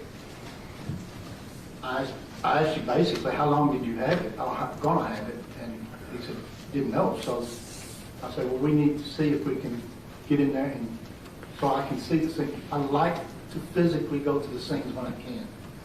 I want some documentation or observation, maybe. So at any point, did you go to 110 Tremont Street? I did. On December the 9th, 2022, I met several people there, and myself with my co-worker, Stephanie Alexander, we did enter the apartment of Jason Chen at 210, apartment 210. And what did you do on that day? I took photographs, visual observation. When I talk about visual observations, when I go into a crime scene, I stop. I want to visually see everything there. Now, this is after the fact of the police investigation. I want the scene to tell me something. So I meticulously go through there, observe it, and I take photographs, even though they're not like the police department. I want to photograph what I've got. So I started taking photographs, observations, looking around. So can you go through what you did and how you did it? When we walked in, myself and Miss Alexander actually went through the apartment. But one thing I noticed when I went in, and everybody was in, the door shut off by itself. And the story was that I'd received was different than that. So that was an observation that clicked. So I started taking photographs in the apartment, and this is more of what they call a loft. You've got a living room, it turns into a kitchen, it goes into a bathroom, it goes into a bedroom. One way in and out, which is the front door, but because of codes, regulations, you've got to have an emergency way out also. So there's a patio door in the bedroom with it's not a balcony, it's railings. But if there's an emergency, you can escape through there if the front door is blocked. So that was my observation of the layout. So I carry an LED flashlight with me, and I do what we call cross light. Because when you shine a light on something specific, it might bleed it out. You may wash it out. So what you want to do is a cross light, and that means hold the light down, shooting across what you're looking at instead of straight down. Therefore, you can see patterns. You see a lot better. You can actually see dust on the floor that way. And when I started doing that, I started seeing what looked like blood stains. I say look like blood stains because I have no idea what the police have done, but with my experience, it appeared to be blood. And I started seeing wiping marks. Now, there's two different types of wiping marks. It's considered a transfer stain. And what I mean by transfer is blood has come from one object to another object. So it's transferring from one to the other. You've got wipe stains, and then you have swipe stains. So just put an S in front of the wipe. The difference is this. If there's liquid on this counter, and I run something through it on my hand, that is considered a wipe. I'm wiping that stain. A swipe stain is if you have blood on the object, and the counter didn't, then you're swiping it onto the counter. So that's the difference if I've mentioned wipe and swipe. But it's considered a type of transfer stain. I was seeing marks similar to wipes and swipes on the floor with what appeared to be blood. In the living room, in the area starting around the futon. I then progressed on into the kitchen area and then saw several more. And then into the bathroom, which the bathroom floor appeared clean, but there's grout marks. Anytime you got tiles, you got grout. It is very hard to clean up grout, as most people will know. And I saw what appeared to be dried blood within the grout marks of the bathroom. Now, this was photographed, and I also photographed some impact stains that was on the wall as you're walking into the bathroom. It's to the left, but on the farthest wall. What above are the towel. impact stains? I'm sorry? What are impact stains?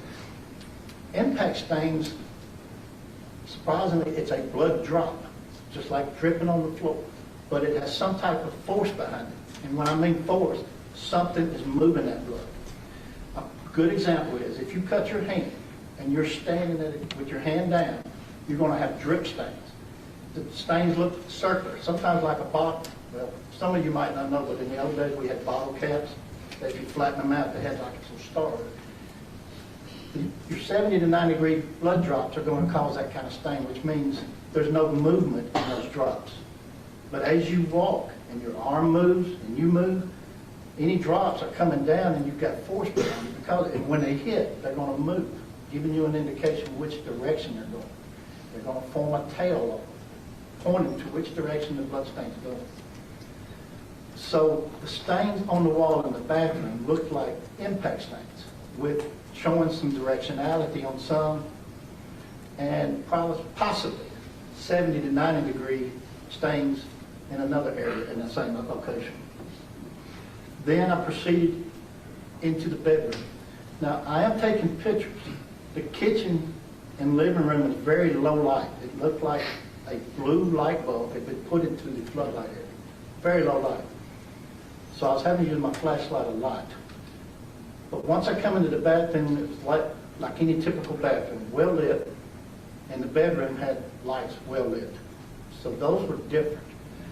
So when I stood in the bathroom taking pictures into the bedroom, I could see some blood saturation stains. Now, what is a saturation stain? It's the living room is hardwood, the bathroom is tile. If blood falls on it, it's not going to absorb into the floor or the tile because it's a solid object. It can change direction because blood is going to flow, or any liquid actually, it's going to flow with the least resistance. So if the floor is not level, you're going to have blood flow going to the lower part until it gets to a part that it can't go any further. So when it hits that tile, it will pool. A pool of blood is a continuous amount of blood that's going to pool up like a water puddle. It has nowhere to saturate to. But in the bedroom, it's different. You have carpet. Carpet will absorb the blood. Now, it's going to distort the stains because it's absorbing, and it's going to start spreading. Like if you've ever used a paper towel or something, you put it on a wet object, you see it growing. The water is growing. That's what happens when blood hits that absorbent object. There was a stain directly in front of me, and there was an area, I don't remember what the marker numbers were, but it had been cut out of the carpet. You can see the blue underlayment. So police had gathered that. That looks like an evidence collection. The bed is on the left, and I could partially see some blood. It really didn't tell me nothing at that time. But the reason I'm taking pictures is so when I get back to my office, I can enhance the pictures. I can make them clear to me. I can desaturate them, enhance them to where it brings clarity, and you can actually see better that you can't see physically looking at it. So I documented all this in the pictures.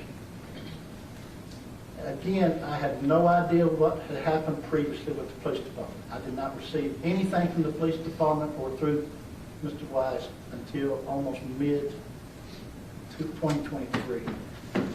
So this is like working a puzzle without a box top. So you have to question everything and proceed with your investigation as if everything is related. So I documented everything. Once we left there, eventually I went back to Nashville and I started looking at these pictures by enhancing. First I make a copy. I take what my pictures are, I make a second copy, put my copy on a drive to get it off my computer so I don't accidentally hit the wrong one. But then I use my working copy of photographs to enhance it, one by one. I bring up the picture, I will add color, delete color, I will turn it into what they call desaturation. You remove all color of a picture. So it's black and white, like the old days when it's black and white, which gives you better clarity on contrasting surfaces. Like a dark floor, if it's blood, it's going to be dark, so you might not see everything. But when you enhance it, desaturate it, it's going to stand out more. One thing that caught my attention was in the bedroom, as you're walking in, there is a stain just to the left on the floor next to the bed.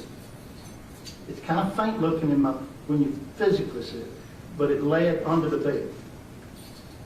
So I said, something ain't right about this. Why would the bed be back over that stain? Because again, I don't know what the police had already done. So I moved the bed. Oh, well, I'm sorry.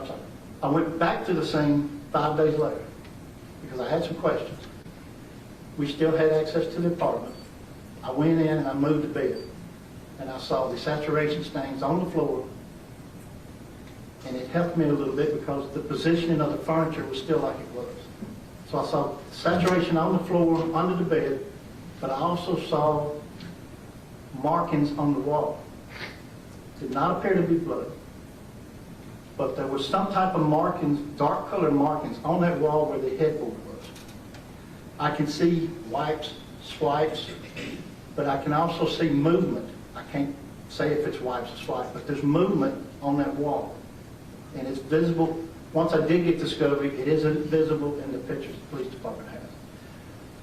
That instantly told me something happened right here. I don't know what. I don't know what the police already know. But it stretched up 3 to 4 feet. So I don't know what's touching the wall coming into contact with it, but it's something I need to look at further. So once the bed is moved, I took some pictures of that. We left, and I turned the key into the apartment management company. It was at a different location, and we left. Did you do any other inspections or evaluations or examinations within the apartment other than those 2 times? No, there was a lot of things I could tell the police had looked at, done, just about observation. What did you see that the police had done? They searched. They took the trap out from under the sink, and the garbage disposal. They took it. I actually took a picture showing my hand under the hose, so to show it's not there. They collected a lot of evidence, and now those evidence was gone because that's part of their investigation. So I noticed that there was really nothing I saw that stood out except there's a counter, and I don't know what they would consider, but there was wine bottles all over it. Most of them not even used. I think all of them are not even used. But I was curious about it. I've got pictures, but nothing was processed or anything. Were you aware, or could you tell that Chattanooga Police Department or the crime scene unit had used Blue Star? Yes. What is Blue Star? I'm old. In the old days, we used a chemical called luminol. You put it in a spray bottle. You put it in a spray bottle, mix it with distilled water. You want to use distilled water because tap water sometimes has iron in it, which is a reaction from luminol and Blue Star, depending on where you live. Blue Star, they mixed Blue Star up, and I saw indications of Blue Star had been sprayed in the bathroom where those stains are. And the way you can tell is it's a discolorization on the wall, and once it hits it, if there's a lot of liquid, it's going to start running. And you can see those run marks in the Did that conclude your examination, or was there anything else of interest that you found during your investigation within the apartment? As in all cases, I had many questions, but I knew I wasn't going to get answers until I started getting the discovery. So it was, I did go back in January, but not in the apartment. But after that, it was several months before the discovery started coming in, and I started seeing exactly how the scene was worked. And the way I work a scene, I want to put myself as first person. One of the best tools we have now is body cams. So I wanted to look at the body cam videos of the two officers that went in first, because that gives me a perspective before anything happened. And then the crime scene pictures. So that's how I started my investigation once I got the discovery. Can a crime scene be contaminated? It is very rare you're going to hit a crime scene that is not contaminated, because depending on the size of the area, how many people have been in there, if they've taken anything, if they've left anything, and you do leave stuff. Even officers, it's unavoidable. That's why the boot, wear boots and you wear a suit, Tyvek suit, because just walking in there, you're going to leave something. DNA is so sensitive now. But you have things that are not there, and you have to wonder, is it because it was collected? So you want to look at the inventory of what was collected. You said you watched the body cam video of the two officers that went in? I did. Is that proper police protocol to enter into an apartment like that? Yes. And even though that can contaminate the scene? It doesn't matter. Life comes first. You have to do what you have to. That takes high priority. You got to verify nobody's injured or hurt in there. What was your understanding based on the discovery and evidence that you received about third parties or the Pace family entering into the apartment? When I first got involved in this, I had a very brief summary of information. And that was, there was a missing woman, Miss Pace. The family was looking for her. They ended up on Tremont. They knocked on the door, and the door opened up. This is the information I had in 2022. Entry was made. There was a 911 call, and on that call, it was described as being... Objection, Your Honor. That was hearsay, and we've already had a conversation about that. Sustained unless it goes to the opinions that he can, later. You don't need to talk about the context of that one, but please continue. At a different time, the police had, I guess, enough information to obtain search warrants. And then they went back, the different officers went to Tremont, entered the apartment with a search warrant. And that's when their investigation began. And did the crime scene units, the Chattanooga Police Department, take pictures of the scene? Yes, inside and out. Did you come to have the occasion to compare the body cam to those pictures? Best way to describe this is if any of you have seen the Blair Witch Project, it's a movie to where it's first-person view. The camera's constantly moving. You will get vertigo watching that over and over. You're going to feel sick. When I watched the body cam videos, there were two, which I enjoyed this because now I'm getting two perspectives of what's going on. It's capturing the other officers. I'm seeing what is progressing through the scene. But I started getting vertigo because the more you watch it, the constant movement of the camera is going to make you feel like an amusement ride. So you're going to feel dizzy. I have learned through my investigations, I want still pictures of those body cams. We have a digital forensics unit in our company. We took the body cams after I marked it, because in the body cams you have pre-enter of the apartment and post-enter of the apartment. I want it from the time the door opened up until it went in until it came out. Now that is thousands of pictures off of a body cam. So we transferred the video to still pictures. The way that helps is I can go through, click through each individual picture. If it's dark, I can take that, make a copy, and enhance it where I can lighten it up and you can see more. But why is this important? Because I'm seeing what the police saw the very first time they crossed over that threshold in the apartment. So I'm seeing now what the scene looks like as they first enter. Crime scene pictures won't tell you that, never do, because of some reason or another. But the body cam pictures is my best view of what happened, not what happened, but what the scene shows you. So then I take the pictures, I go through them, and then I start looking at the crime scene pictures that was there when the CSI got there and they started doing their thing. When you watch the body cam video, you see certain things. You don't see everything. You might thought you did, but there's going to be something there you didn't see. Turning them into stills, I can go through each picture and not identify, but say, look, I see this, and I can zoom in, zoom out. But it gives you better clarity of what you've got. But once I started looking at the crime scene pictures, I said, wait a minute, that ain't what I saw on the body cam. So I started comparing. I said, whoa, something happened between the officers entering and the crime scene people getting there, taking their pictures to document. Now, crime scene personnel, once they get there, they have no control what happened prior. Only once they get there. They have the same. So what I did, it's when you try to explain this, you don't get the point across. So I made a PowerPoint, body cam pictures to the photographs of the scene. And there was numerous things observed in this that was different. Can we have defense laptop, please? Sure.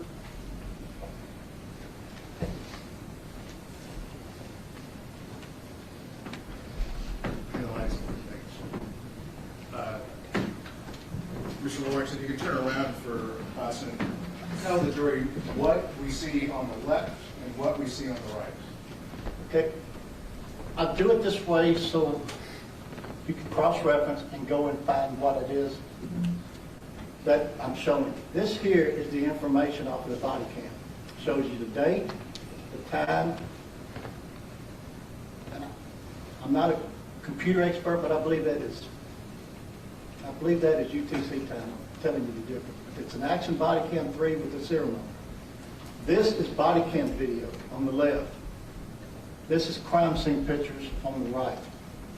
As you can see, the cabinets are closed, but why are they open? Then you see items on the table, boxes. Look at the position of the table. Now look at it here. Table moved, items on the table. Look at the couch. You've got paper towels. You've got a Nike bag. You can see the paper towels barely under the Nike bag. The Nike bag is now on top. This is Officer, and I'm sorry if I butcher his name, but I think it's Braystead. This is his video. Like I said, there's two body cams. I'm using Officer Braystead's here. It's crime scene photo 61 that was taken by the police department. This here. This is the crime scene picture number 61. One quick thing. See these lights here? These are your floodlights. These are the ones that's got the blue tint to them.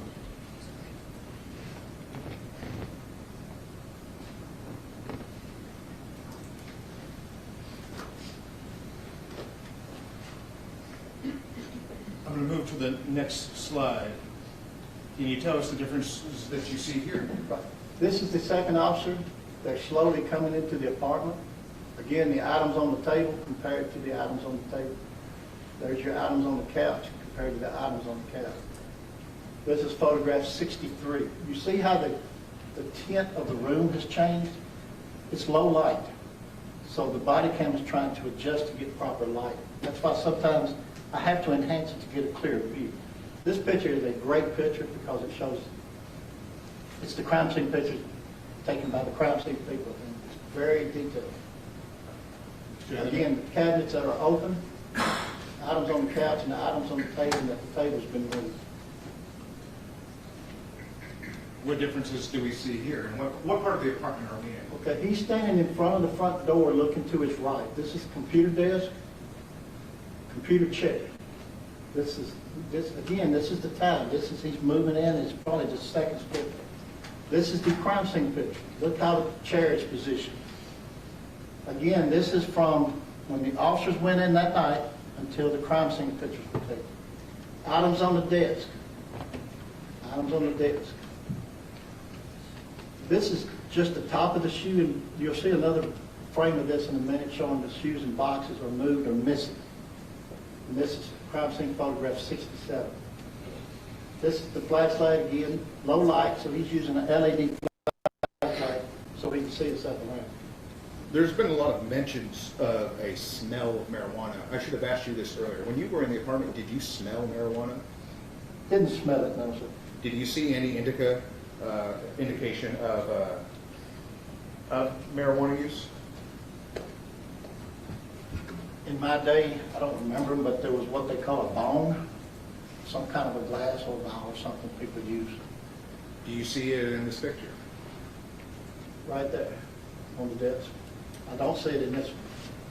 Well, unless it's that. But if you're just looking at these pictures, you don't see it. Now I'm standing, this is the opening into the kitchen.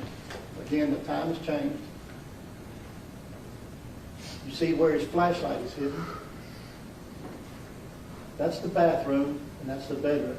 Now, the difference here is, again, the kitchen's got low light. The bedroom light is well lit. So is the bathroom. But the curtains and blind position, look at the opening there compared to the opening here. You've got a curtain here, but you've got glass here. The doors on the cabinets, they're open here. One of them is open here, the rest of them are closed. The positioning of the clothing on the floor, the pair of underwear, it's changed position, and a lot of these have changed position.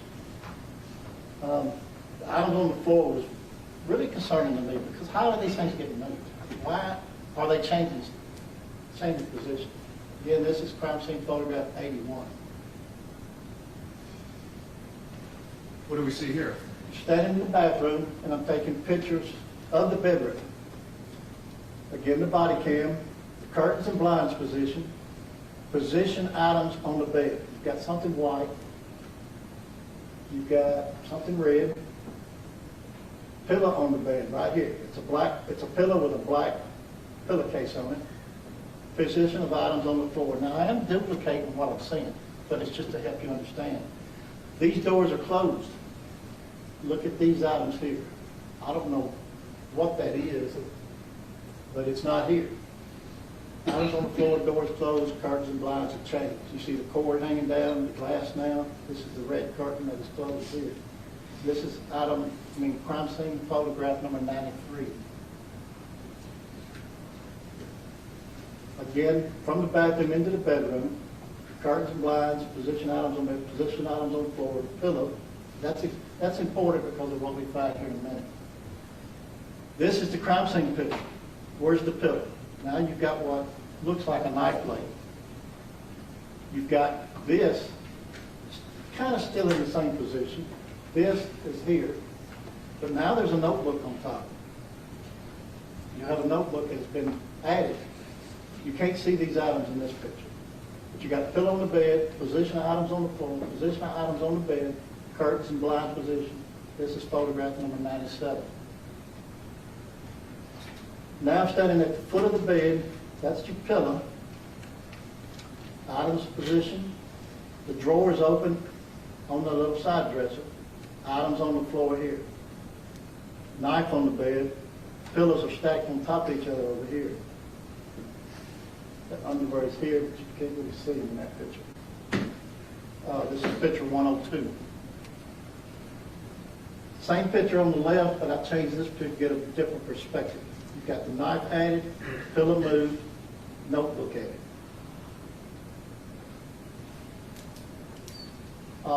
And the Sure, go ahead. paper bag here, I don't see it here either. Plastic bag. Now look at the cabinets here. They're pushed in. Items on the floor either missing or moved. And there's a towel here, which I did not see in the body cam. This is photograph 107.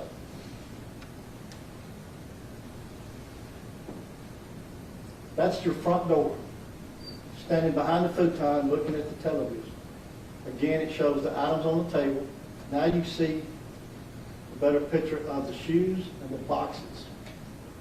The door's closed. To keep it open, we would have to prop it open just so it stays open. It's like a hotel room door or something, but you open it, you go in, boom, slap behind. This is the other officer, I cannot remember his name right now. All of these body cams, pictures are coming from Officer Bradsfield. Picture number 65. The door closed, shoes in box position, items on the table. There's your boxes. See, you've got a reddish brown box with a white tag, but here you got a white. It could be the same box turned over, but it's different from the crime scene picture. You've got white boxes here. You take there's other pictures, but I don't know if you got the clarity on that. But the shoes and boxes change position. The door's closed. The chair is facing a different direction, like we noticed when we first came in. And you can see the items on the table. Don't really see the bottom there.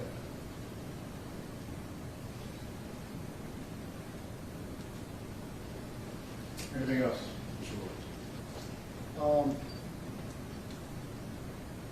Stuff on the couch is different, but we discussed that earlier. I think that's picture 267. As you notice on the times, it's only been about 2 minutes.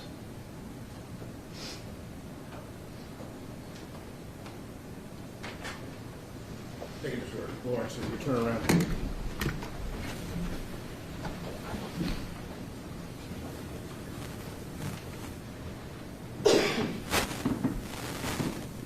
The scene changed. Would you agree that the scene changed from when the officers went in versus when the CSU came? It is very obvious.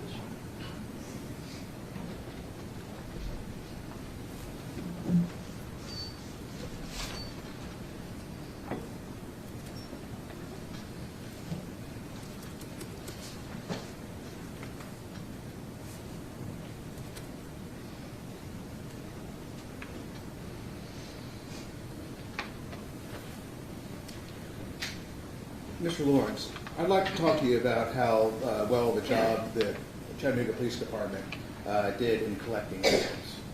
Can you speak a little bit about the job that the Chattanooga Police Department did in its collection efforts?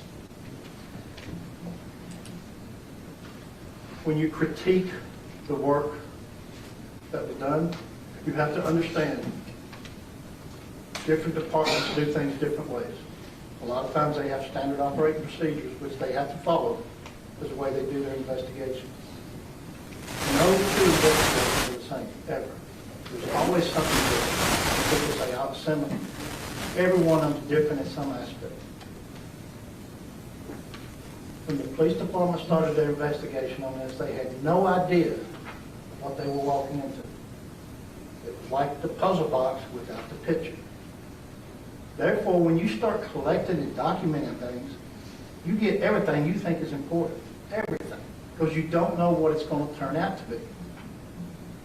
You want to get as much as you can so you can learn what happened. Let the evidence tell you what happened. They collected a lot of things. A lot of things. And this is without any idea what took place in that apartment. They didn't know it was the outcome. They didn't know who had been in there. All they know is this is the way this thing looks when they got there and started documenting. The evidence collection was good to a point. But some of the things that were collected, I did not see in photographs or what they we do a diagram. They do a crime scene diagram, which is a layout of the apartment, and it is supposed to document where everything collected came from. They put numbers on it. You take measurements. You want to know, you triangulate measurements. What that means is if my cup is sitting here, you've got to triangulate it, coming from two solid points, point A, point B. So when you put those in, boom, you know exactly where that item is sitting. Why is that important? It's in case you have to reconstruct the scene. You can put the scene back exactly like it was when you were there. So you triangulate, get the distance. There were some items that was on the collection list that was not documented in the diagram as far as locations. That's critical because you don't know what you got and you don't know if it's going to play a big part in your final outcome.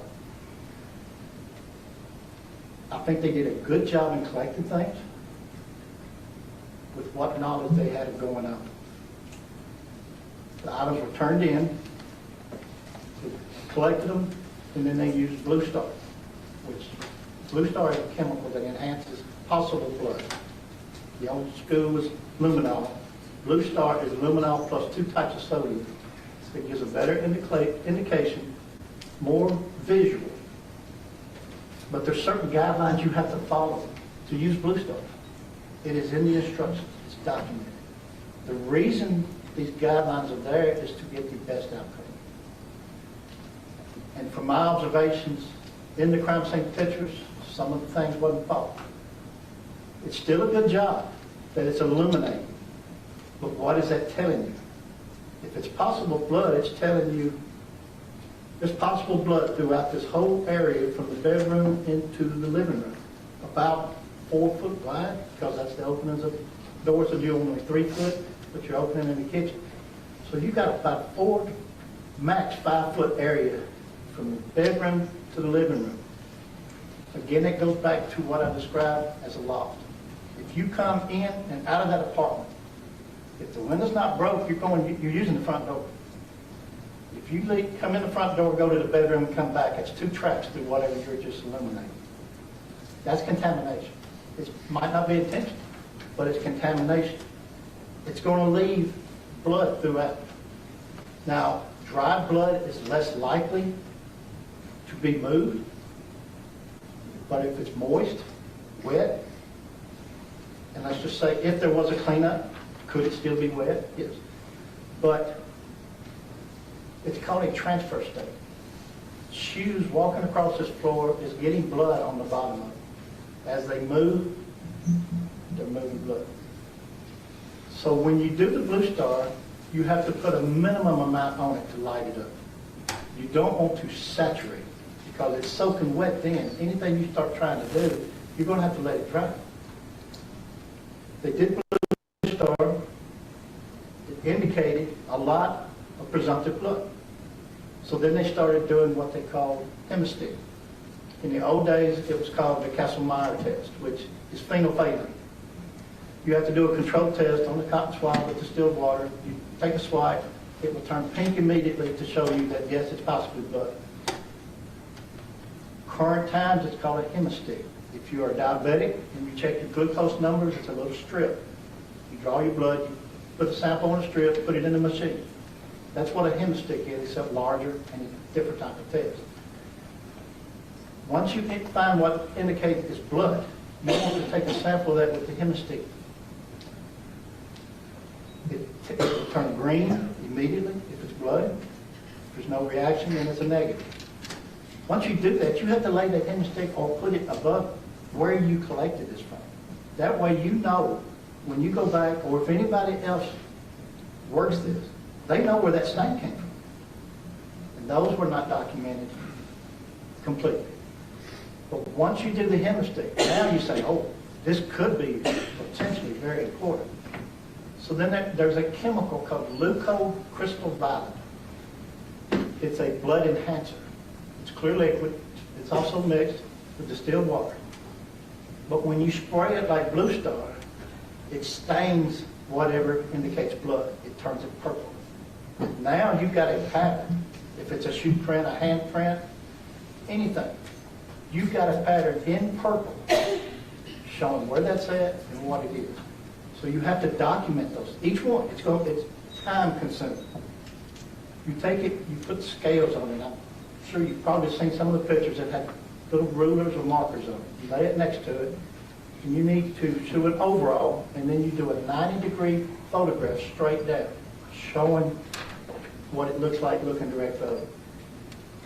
If you get that, any results, shoes, hands, fabric, like clothing on the floor or something, you can almost put people in positions.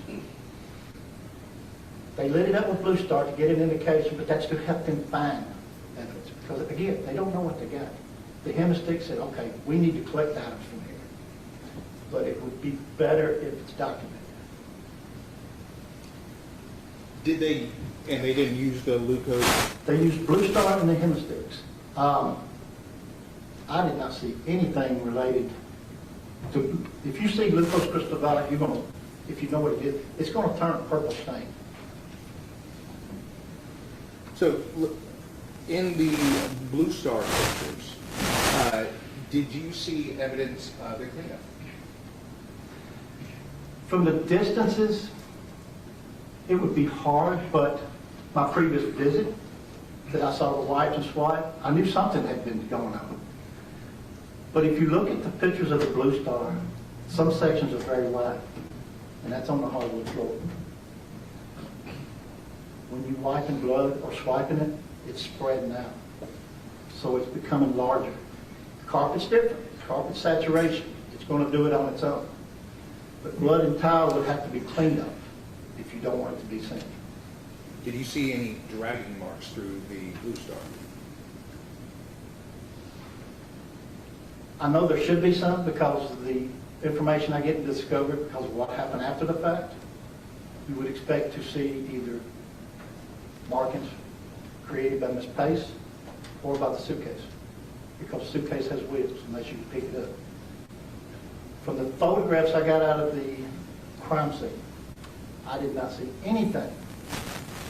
Not saying it's not there, but I could not see anything that I could come to a conclusion, yes, these are drag marks.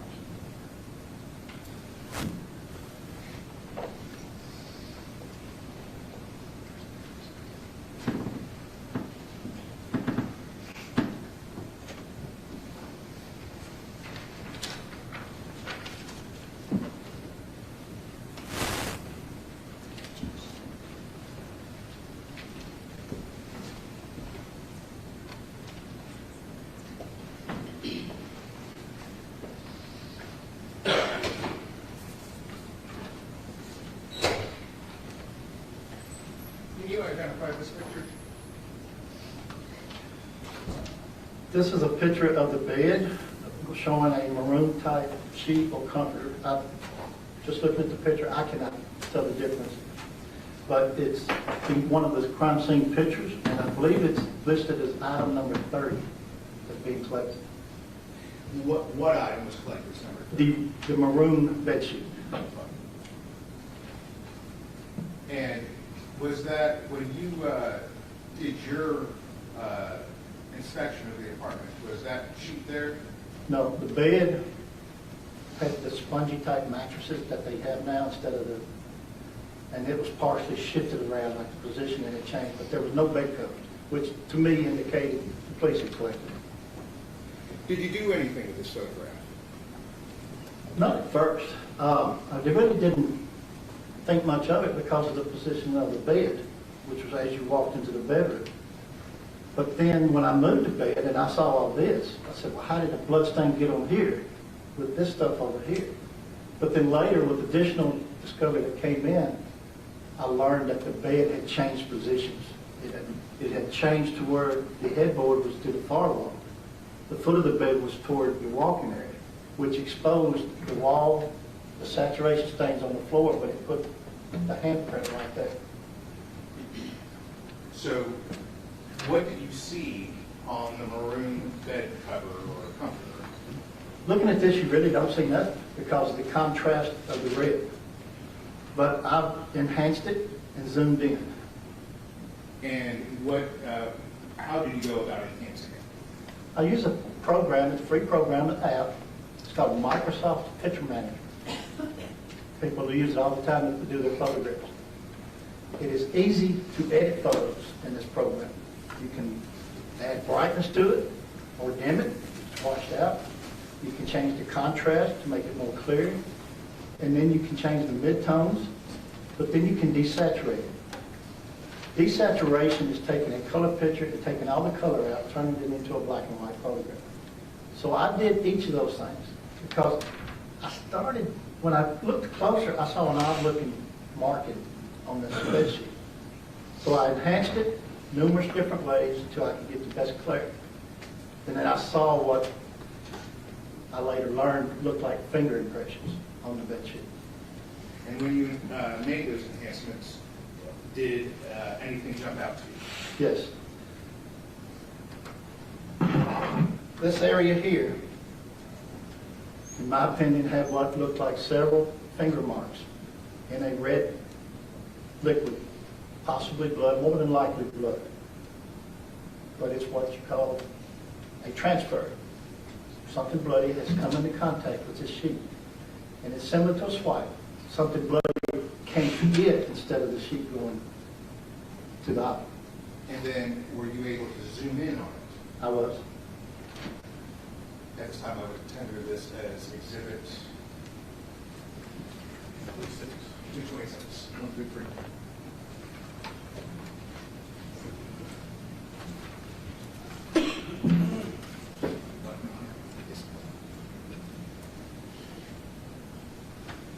Can we turn off the light, please?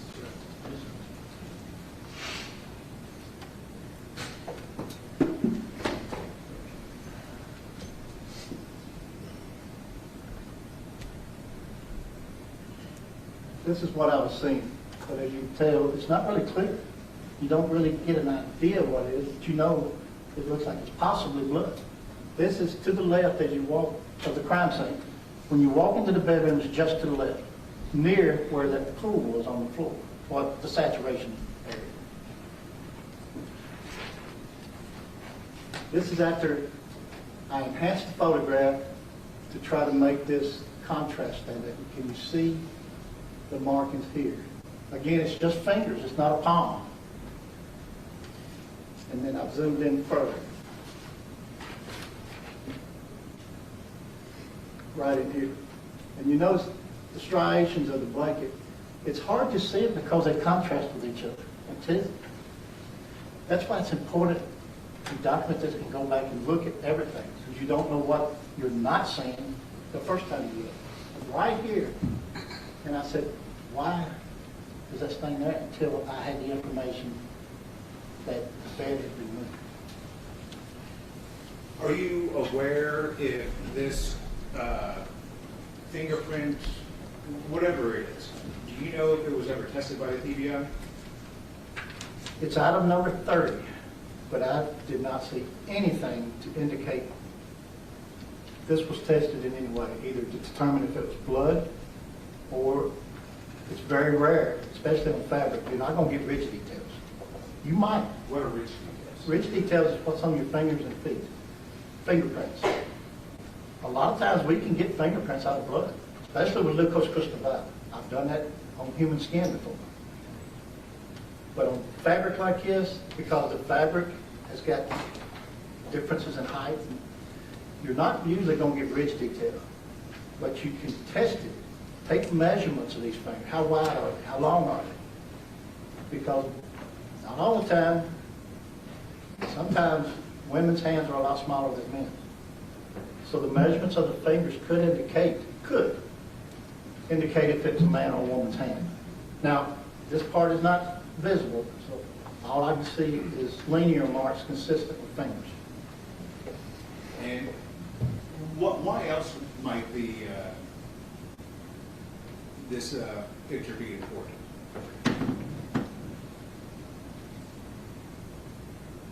With the information I had of the markings on the wall and where the saturation stains in the bedroom, the wall would be here, the saturation stains here, and the bed would have been here. It would have been right there together.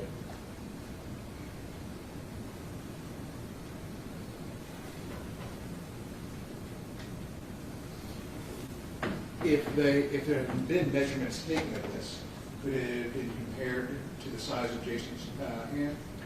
You can compare it to see if it's close. I would be surprised, and I'm not a fingerprint expert, but I would be surprised if they could say beyond a reasonable doubt it is Jason's, but is it consistent with a male compared to a female? And in this case, consistent with Jason's hand or Jasmine's hand.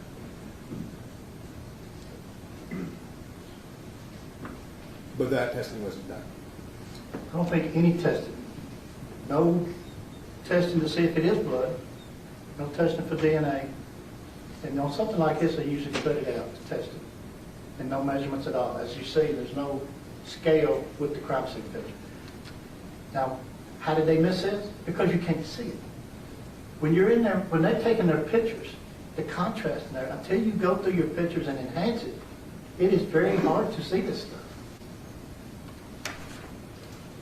But they did send it in to be tested. It was sent in to be tested, but it wasn't. Correct.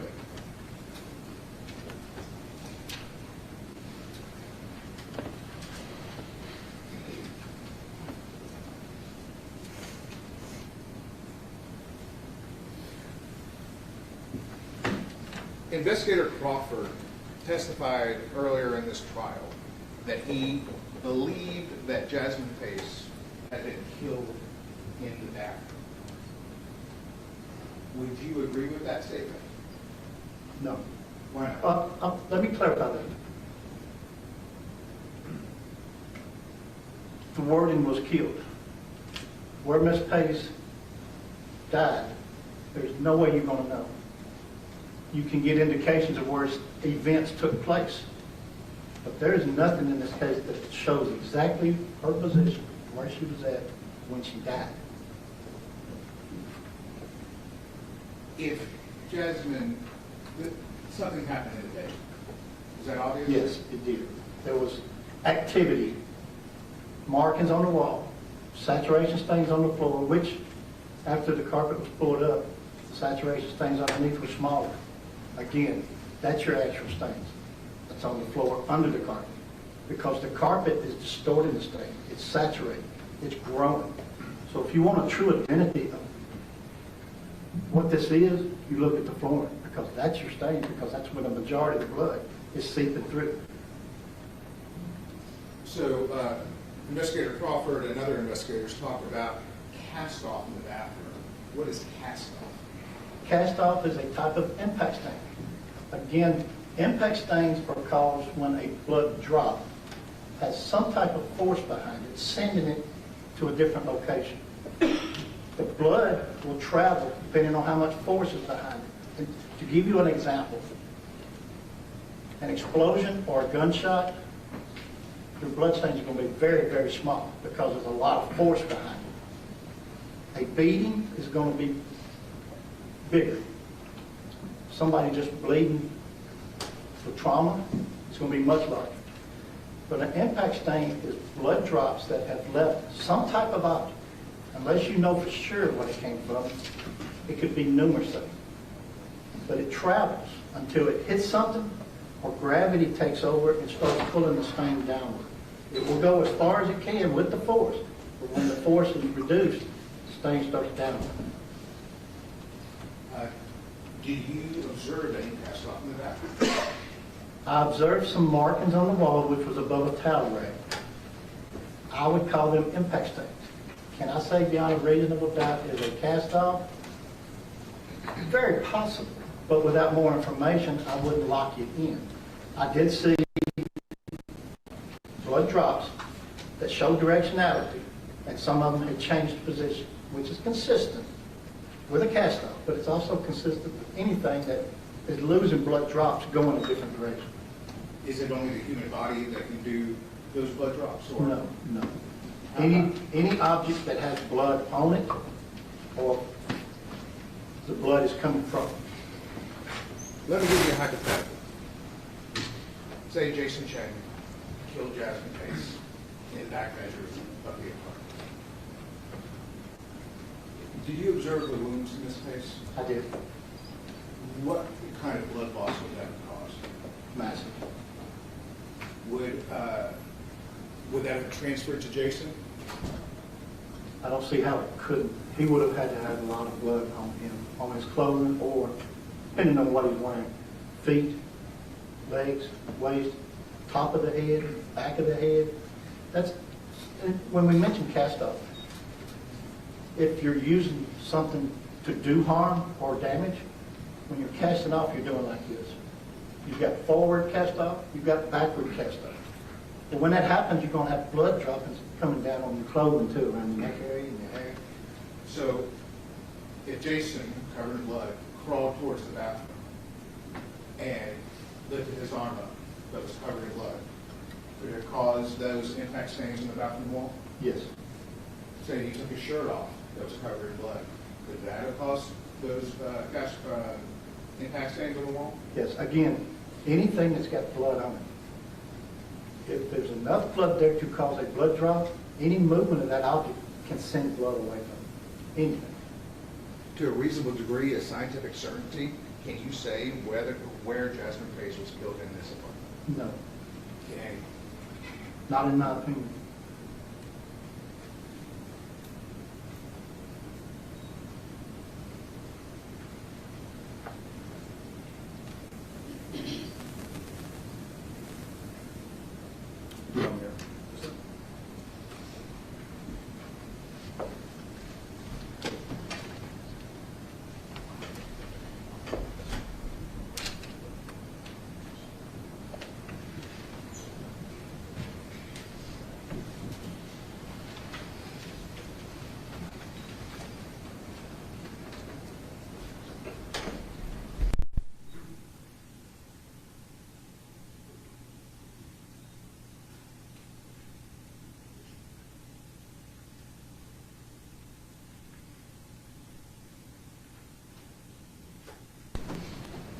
Just a quick question about that maroon sheet. Yes. You understand that it was collected Yes. Item number 30, I believe. in the evidence inventory report by Investigator Johnson? I don't remember the collection name, but I do know she collected a lot of items, especially the swabbings and stuff. Are you confident that she actually sent the maroon sheet to the TBI to be tested? I was thinking, but I haven't looked at the inventory sheet in quite some time. I don't know exactly everything that was sent. I do know it was collected for a purpose, but I don't know. And then you're positive that it wasn't tested for that? Yes, I looked at the lab results. I don't remember anything indicating a red sheet or maroon sheet. There's no doubt that Jason Chen contaminated the apartment if he cleaned it up. Oh, no. Cleanup is part of contamination. Like I say, anything coming in, occurring in, or leaving is going to contaminate your scene from what occurred. There's no doubt that Officers Grayson and Creighton contaminated that scene. Correct. There's no doubt that the Pace family and whoever else went in it contaminated that scene. Yes. And there's no doubt that the scene changed from when those officers went in versus when CSU went Yes. in. Thank you, Mr. Lawrence. I'll ask the witness. Thank you, Your Honor.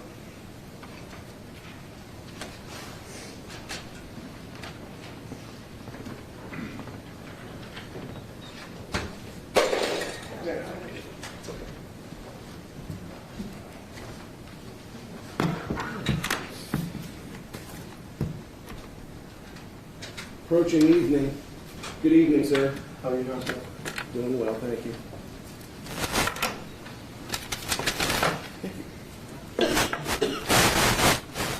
We have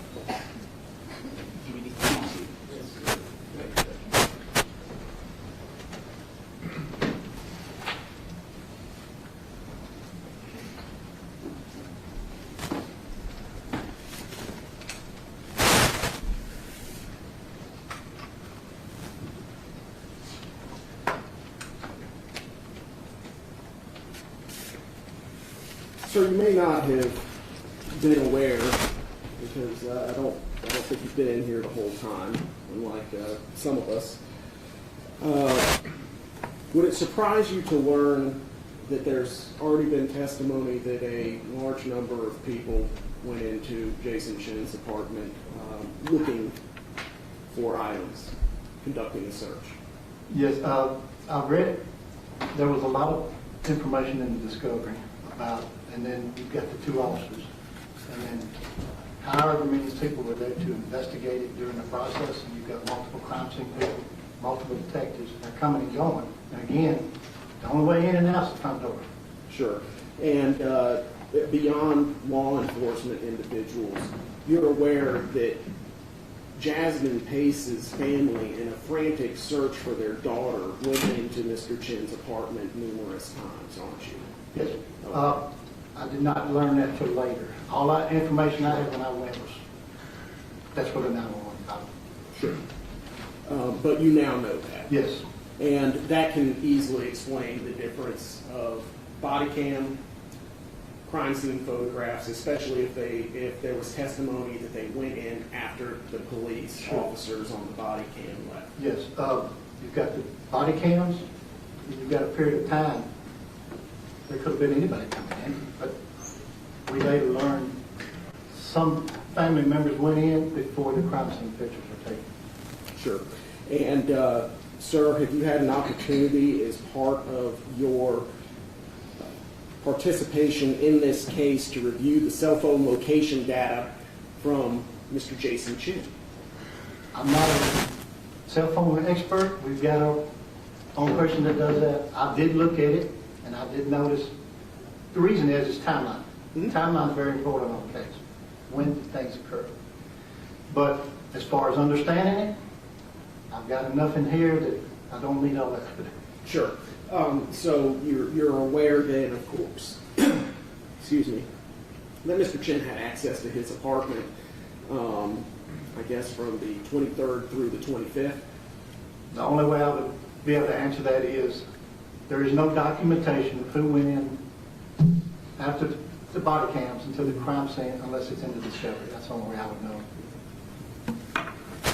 Or the testimony of witnesses in court places. Somebody saw him or put him there, yeah. Sure. Okay. Sir, would you agree that your observations on the 9th day of December 2022 were not particularly thorough? No, it wasn't. Sure. But even though they weren't extremely thorough, you could see blood Oh, yes. on the floor. Now, I see it, and then I got down and crossed it, and it stood out more. Sure. And I could see some patterns, but not enough to make a determination, except that some kind of swipe, white transfer. Right. Wiping marks, wipes, which a swipe is where I have an article, like maybe a piece of clothing that has blood on it, and I brush it against a dry object. Right? Correct. That's a swipe transfer.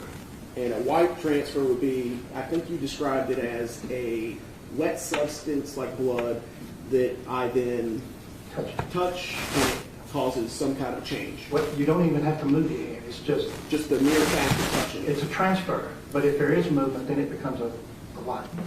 And the blood started around the backside of, it's been called at various times a couch, but futon. Right. I think we would agree it's a futon. Yes. Now, from the front door to the futon, that's when I first started seeing it. And like I said, the room was still lit like these pictures. It was dark in there except for these blue lights, except for the bedroom and the bathroom. So when I'm walking through, I'm scanning my light, and then I see what I thought was stains. So I got down lower and cross-lit it. But it was behind the futon when I first started seeing it. Sure. And with your naked eye, you saw stains there. You also saw dried blood in the bathroom. Yes. And that's where you saw the impact. I'm sorry, I want to make sure I'm using the correct terminology. Impact stain with direction on the bathroom wall to the upper left of where the door frame was. If you're standing in the doorway, I'm 6'3", and I don't touch the top, so I know that's taller. If you hold your hand straight out, it's probably going to be close, but there's a towel rack there. And then it's above the towel rack, so I would say in this position. And your testimony is, sir, that blood would not soak through porcelain tile.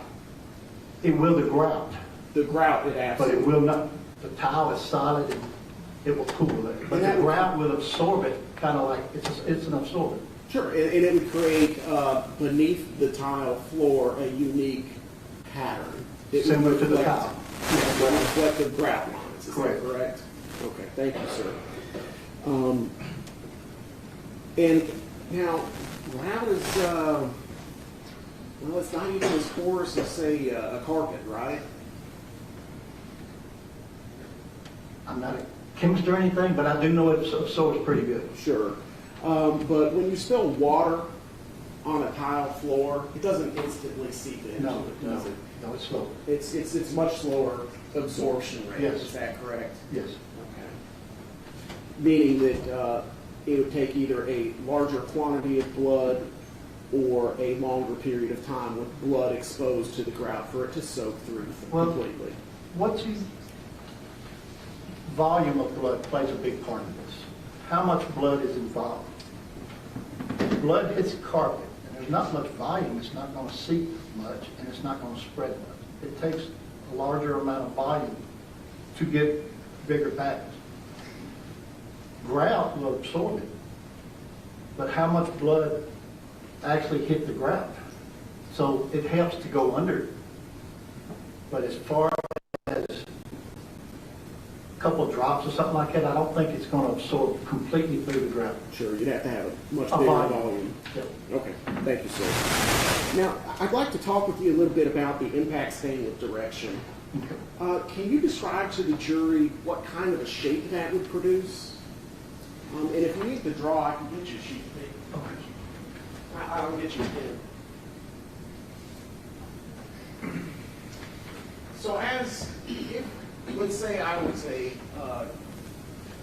blood stain pattern analyst, such as yourself, what would I be looking for what I would call a impact stain with direction? First up, impact stain is, again, it's blood with force behind it, sending it in a direction. And it normally, unless it's, if this is the wall, if you're at an angle, it's going to hit it and slide. If you're here, it's going to hit it, but it's almost straight on. So you're going to see small circles instead of the tail. But anything with a tail that's at the side of the stain is going to show you which direction that stain's going. The tail will be on the end, not at the beginning. Okay. Would you mind drawing that for us? Just generally, I'm not going to hold you to. Oh, yeah, I can't draw word crap. I understand. This one here. So something like that. And that indicates the blood is going downward. So which direction, if you could draw an arrow of where it came from? That direction. So it's coming from the top of the page, heading Right. towards. And the little dot below, it's usually a continuation from the big stuff. Sometimes they separate, depends on the angle, but usually the tail is connected. Thank you, sir. Can I have this mark? Yes, sir. 27. 227.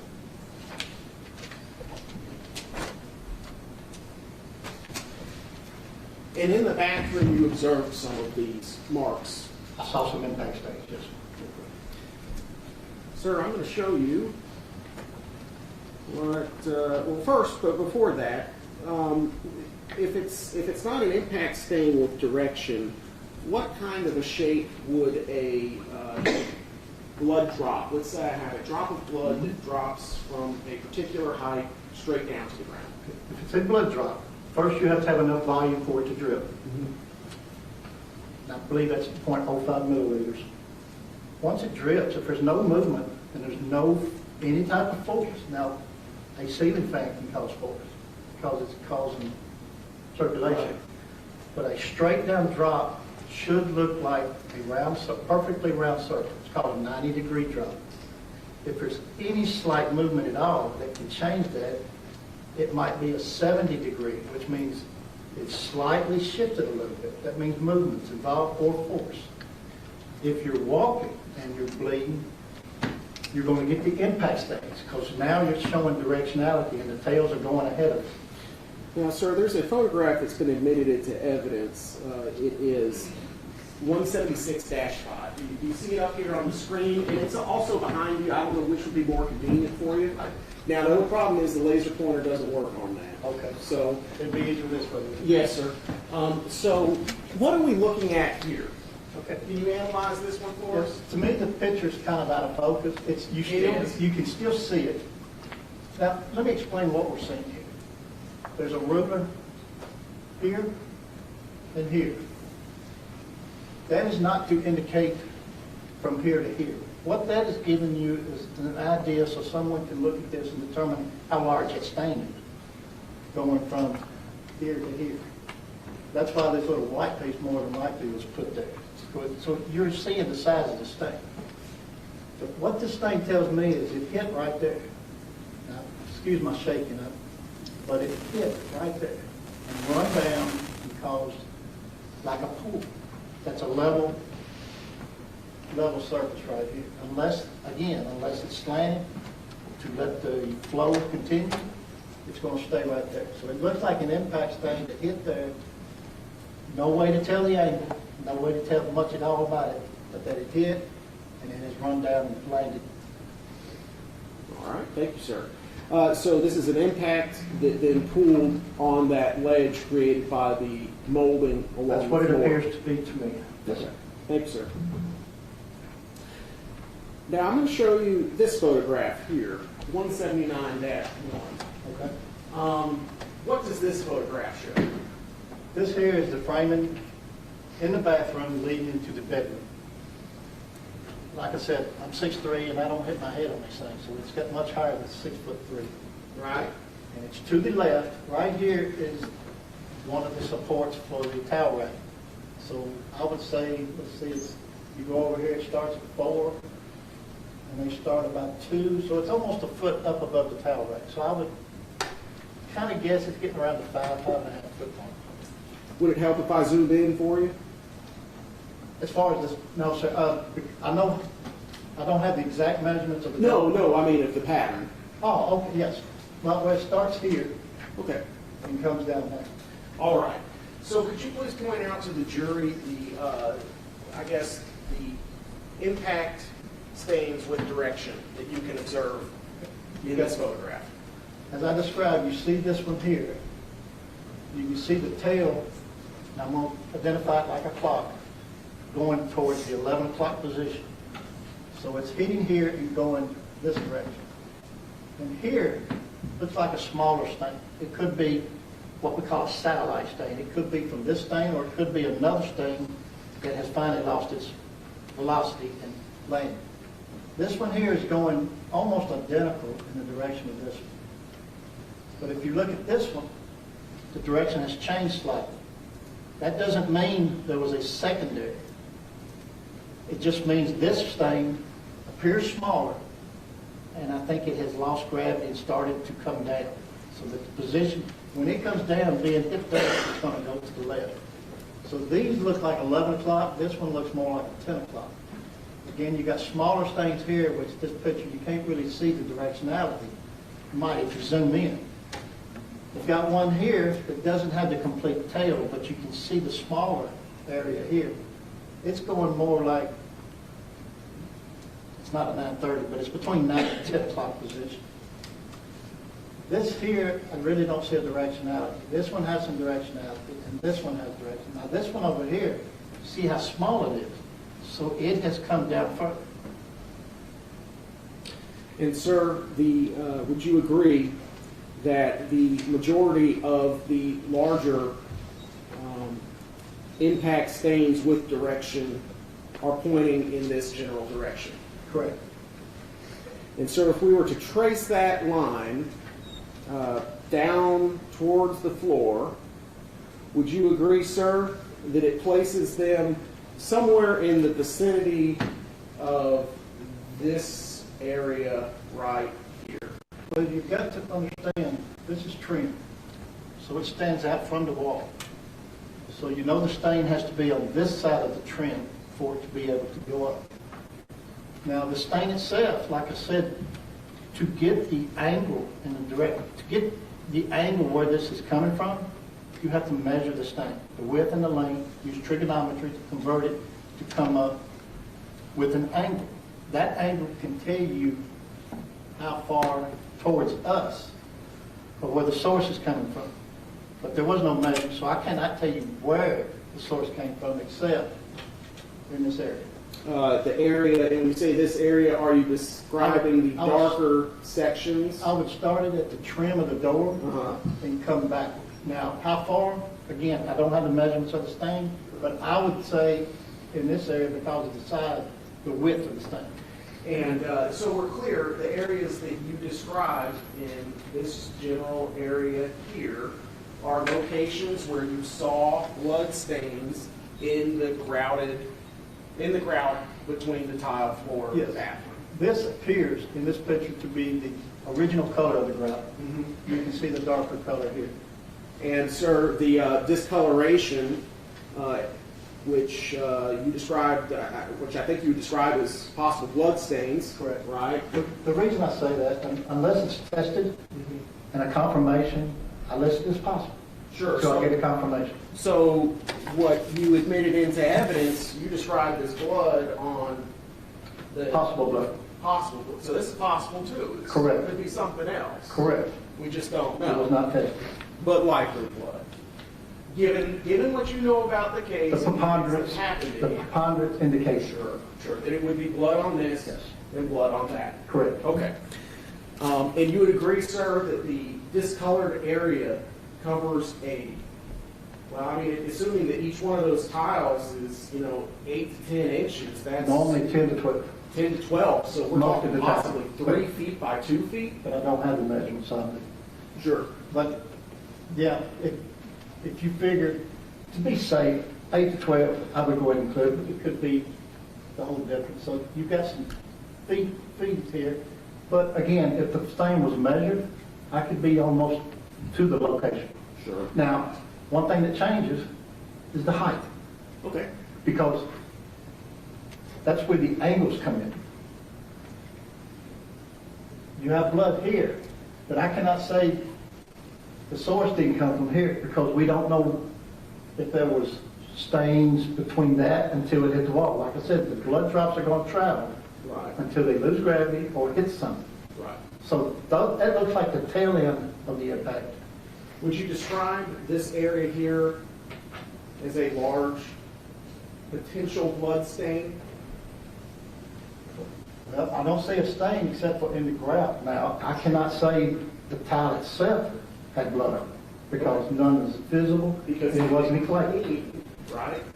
Very light.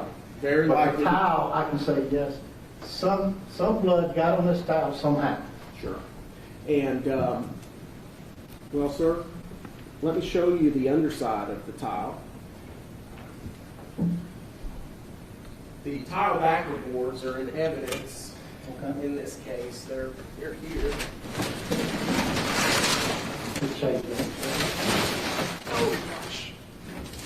They haven't been opened yet. The photograph changed. I'm sorry. We can fix that. So the tile is in evidence. The actual backer board shown in that prior photograph. Okay. Let me pull it up.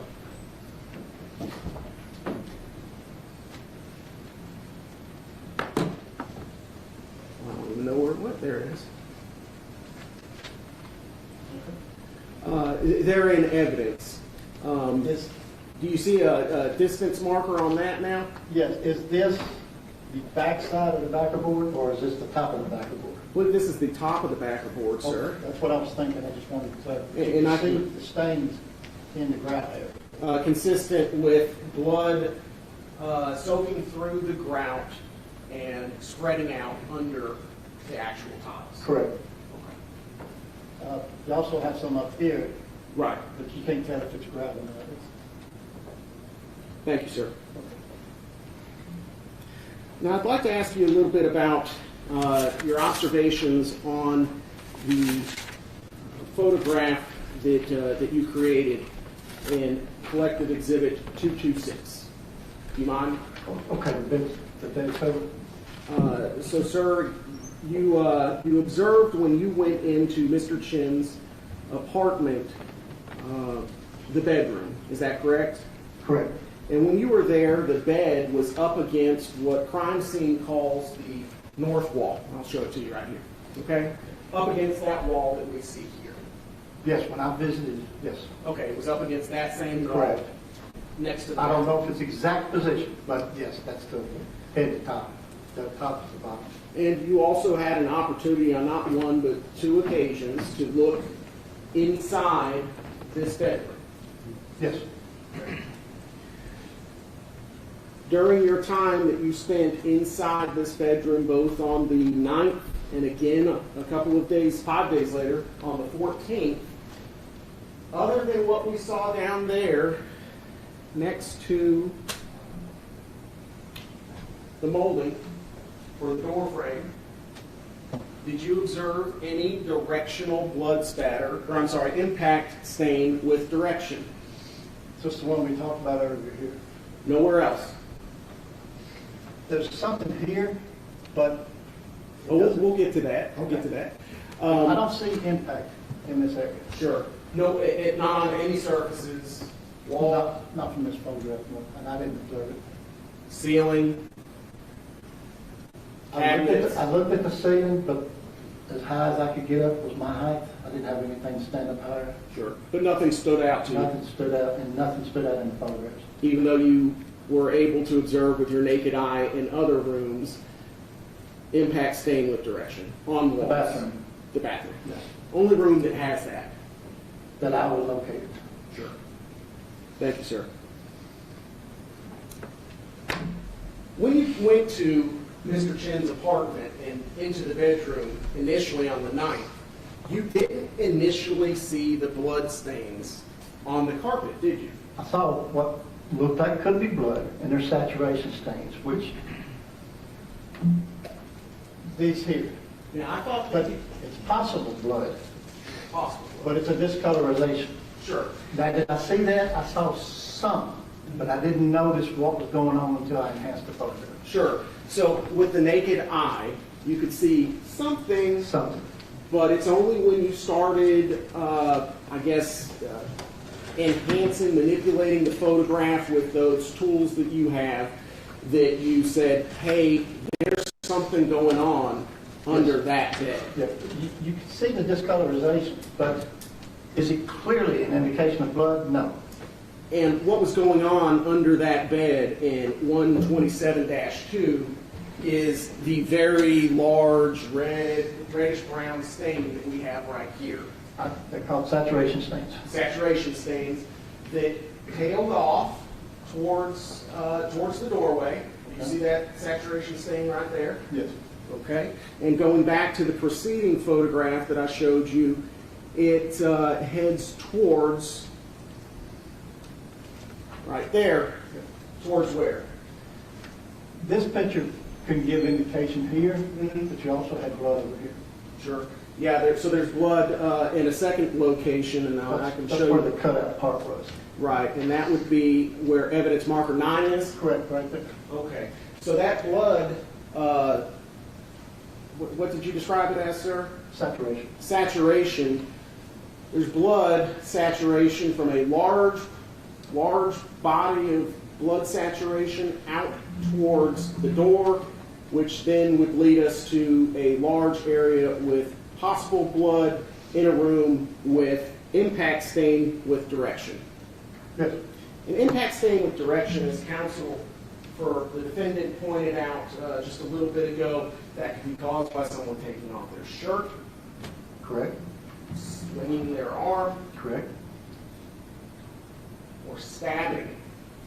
Can it? Many more options. Many, many more. But yes, But stabbing repeatedly is one of them. now, the way you just described it, Would cause more, right? no, it wouldn't cause that stain. Wouldn't Because you're cause going that up stain. and down.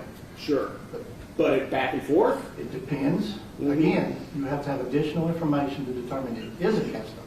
What supporting? It shows the directionality where it's coming off of the source. But there is no way to know what the source is and how far away you are and how much blood is on the source. Thank you, sir.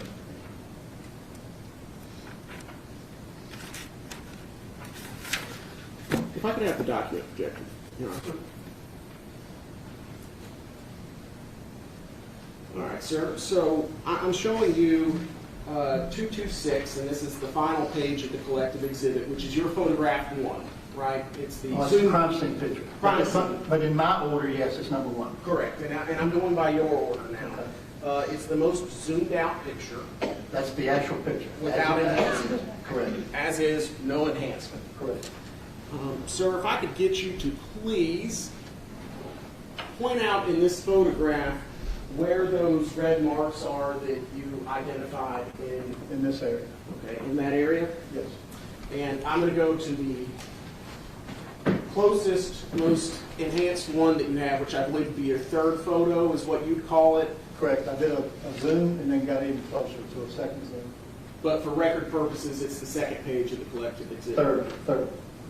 This one. Right. But your third photograph. But my second And the, enhancement. yeah, thank you.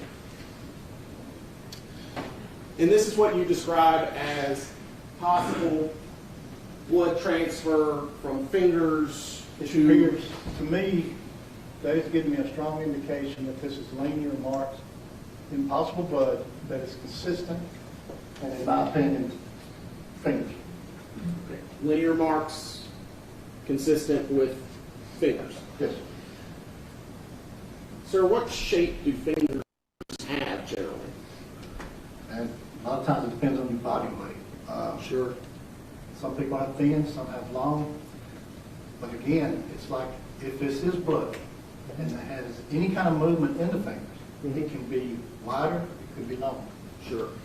Now, sir, you'd agree with me, though, fingers don't tend to have perfectly straight lines, Yeah, right? correct. Isn't it possible, sir, that what we actually see on the screen is not a bloody handprint or bloody fingerprints, but where the cloth had been folded over and a transfer happened that way? See how there's a Talking about line here? Yes, sir. And then we have another dark line you see to the right of that middle one. Here? No, sir, to the left. Yes, sir, right there. Here? Yes, sir. Isn't it possible that that could actually be the case? Not necessarily, because you have to understand what this stain is showing is areas of the fingers that has blood on it. We don't know how much blood was on it if this was a hand. We don't know if it's blocked here, which would cause a straight line. Well, I can't say beyond reasonable doubt. Sure. So really, we're just kind of guessing. We're kind of saying, to me, it appears, in my experience, that these are consistent with finger marks. Now, sir, you mentioned that there's no measurements and there's not a whole lot of scale that you could go off of to determine the size of these. There's nothing, I would need it in the photograph with the stains. Okay. Well, sir, in your lengthy law enforcement experience as a detective, it's not uncommon for law enforcement to get requests for independent testing from people. Isn't that right? I'm not following the question, sir. Well, in your private investigation job, have you not obtained items of evidence out of police properties? approach.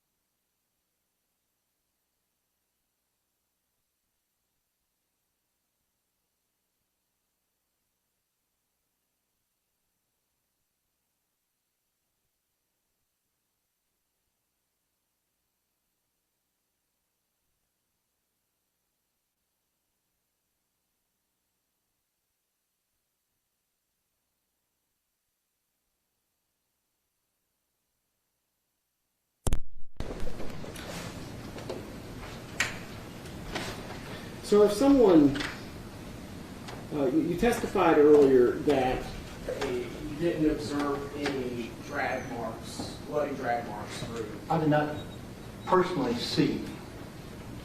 If a person were to, say, pick up a body and carry it, you wouldn't see drag marks, would you? Correct. Okay. Next, sir, I'd like for you, if you can, point out for me in 147-5, if I can have a peek, sir. Thank you.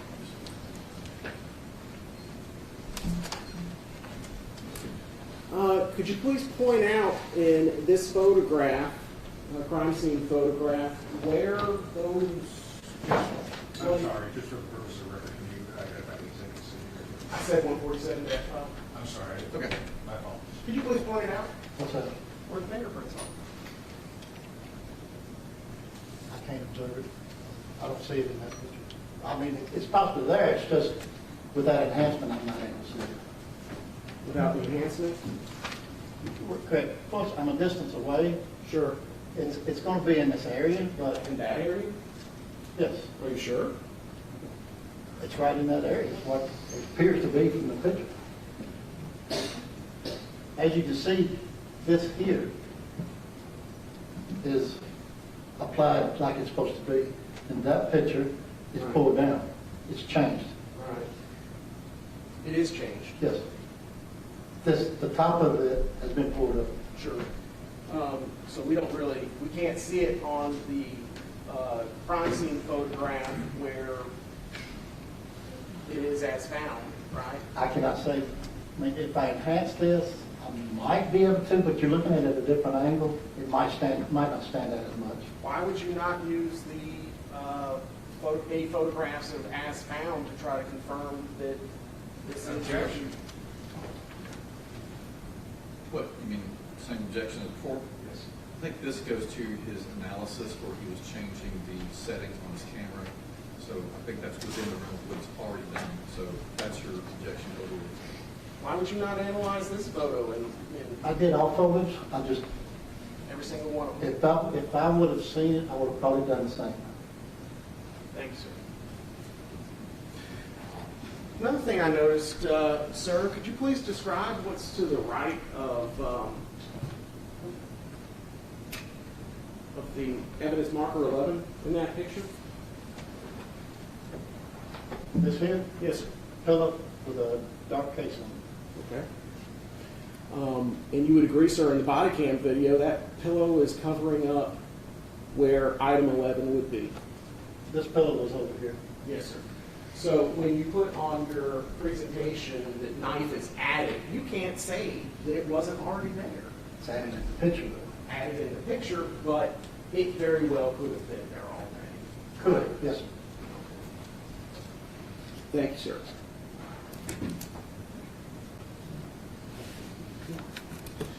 I want to talk about contamination of crime scenes, okay? You, by doing 2 walkthroughs, contaminated the crime scene, Anybody that went in that apartment, including defense counsel when he entered with you. to where he walked to, yes. You would agree, sir, that moving and removing a body from a homicide scene really is contaminating the scene. Yes. Jason Chen did that, didn't he? I have no idea.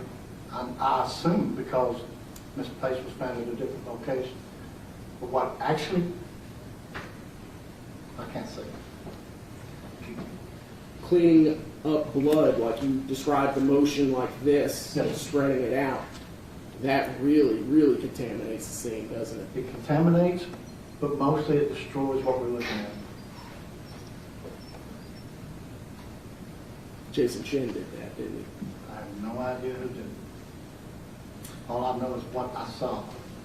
Disposing of the remainder of a murder weapon is contaminating the scene, isn't it?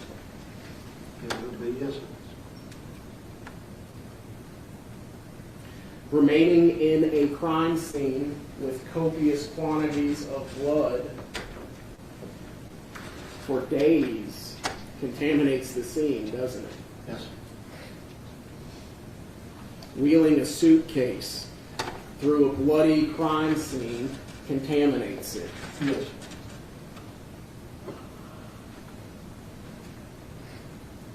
I can have a moment. Yes, sir.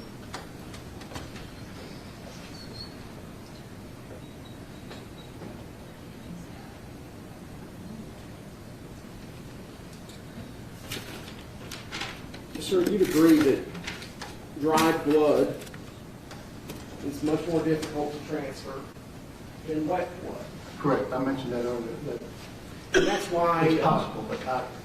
and that's why within your scope of expertise, you know that in order to collect a sample of blood from a dried surface, you have to first wet the cotton swab with distilled water. Cotton swab or whatever you're taking it with distilled water. And it's You have very to have some type of moisture. And it's very common to use a cotton swab on a wooden stick to collect Yes, blood samples. yes. In fact, that's the accepted practice across the state. There's other ways, and I've done both, but the most often used is the cotton, long cotton swabs. They're about this long. Yes, sir. And it only takes, hours to a day or so for blood to dry, right? It could be many different times because the temperature inside the room can accelerate it or decrease it, or it's actually decrease it, but give it a longer time or shorter. Sure. The drier the air, the faster it Right. dries. It's like if you're in a room and there's no air coming in, it's going to be a matter of time. But you'd agree, sir, this was a climate-controlled Yes. residence? Yes. Okay. Wasn't abnormally cold? That, I don't know what the temp was, and we're talking multiple different days, but of when things progress, I don't know what the temp was in Chattanooga during those days. And sir, are you sure you couldn't see the bong in that body cam video? It could have been, but I'm looking at it, and it looks like it's gone. It's possibly there, but it didn't stand out to me. Okay. But it was in one place, and in that place, it's no longer there. Okay. Thank you, sir. Very much.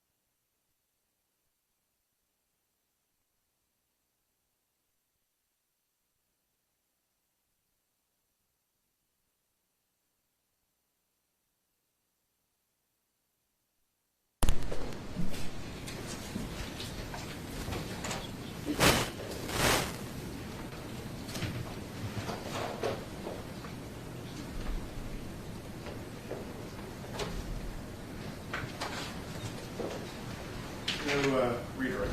The jury have any questions for Mr. Lawrence?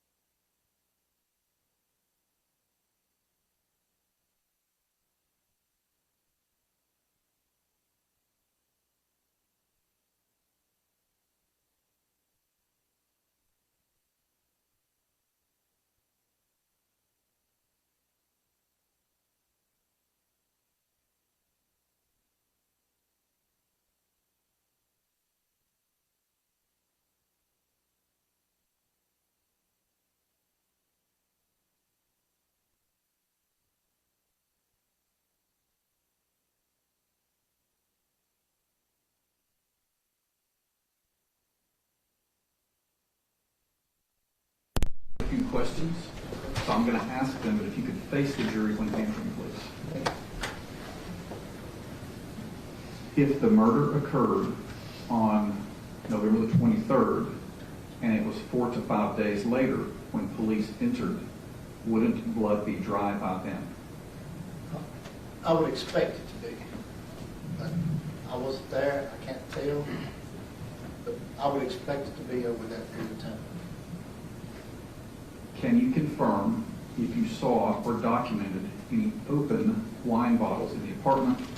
Did you notice any used wine glasses? Wine glasses, I did not see. I would have expected it to be collected if it was there. Wine bottles that had been opened, there was a couple that had the cork up, which if you know, once you open it, you push it back, you're not going to get it back like it was. There was a couple that the cork was up. So most were sealed.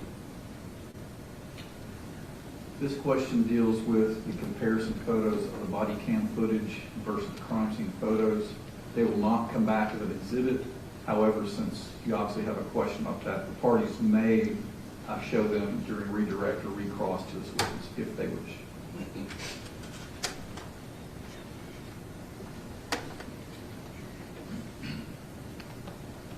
Do you think it's possible that Jason Chen moved items on November the 27th after the body cam footage was filmed, since cellular records previously admitted into the record show him in the area later that day?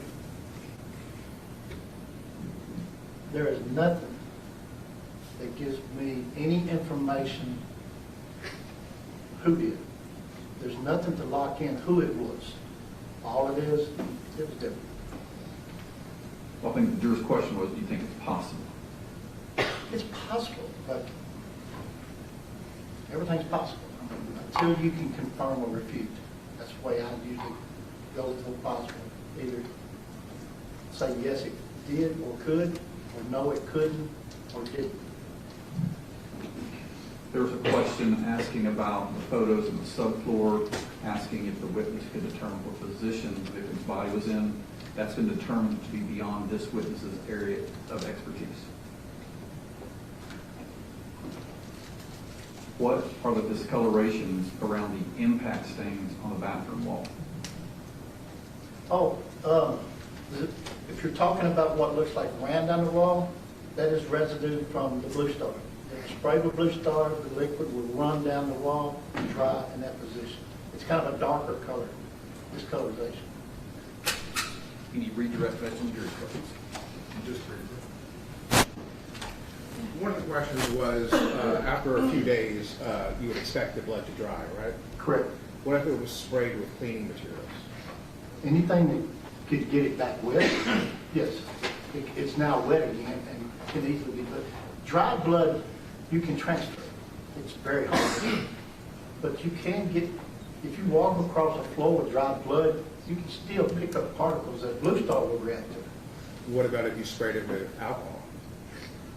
I don't know all of the false positives. I would think alcohol would be one, but I would physically test it. My question is, would spraying alcohol on blood keep it damp? Or make it Yes, more whenever damp? that happened, it would stay damp until it eventually dries also. It's your understanding that there was a cleanup after this incident, right? Yes, from reading the discovery and from some of the swipes and wipes I saw, yes. And great efforts were taken to clean up the apartment. I would say yes, because there's very little blood in the bathroom. And to get from point A to point B, you would think there would be.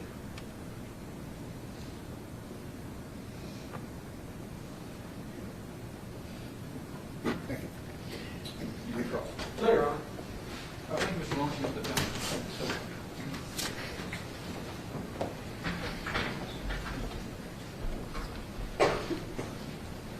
It's 10 minutes after 6. If you have a brief witness or a witness you absolutely have to call today because of scheduling, we can do as much as we can. We would see. Okay. All right, ladies and gentlemen, that's all the testimony you're going to hear for today.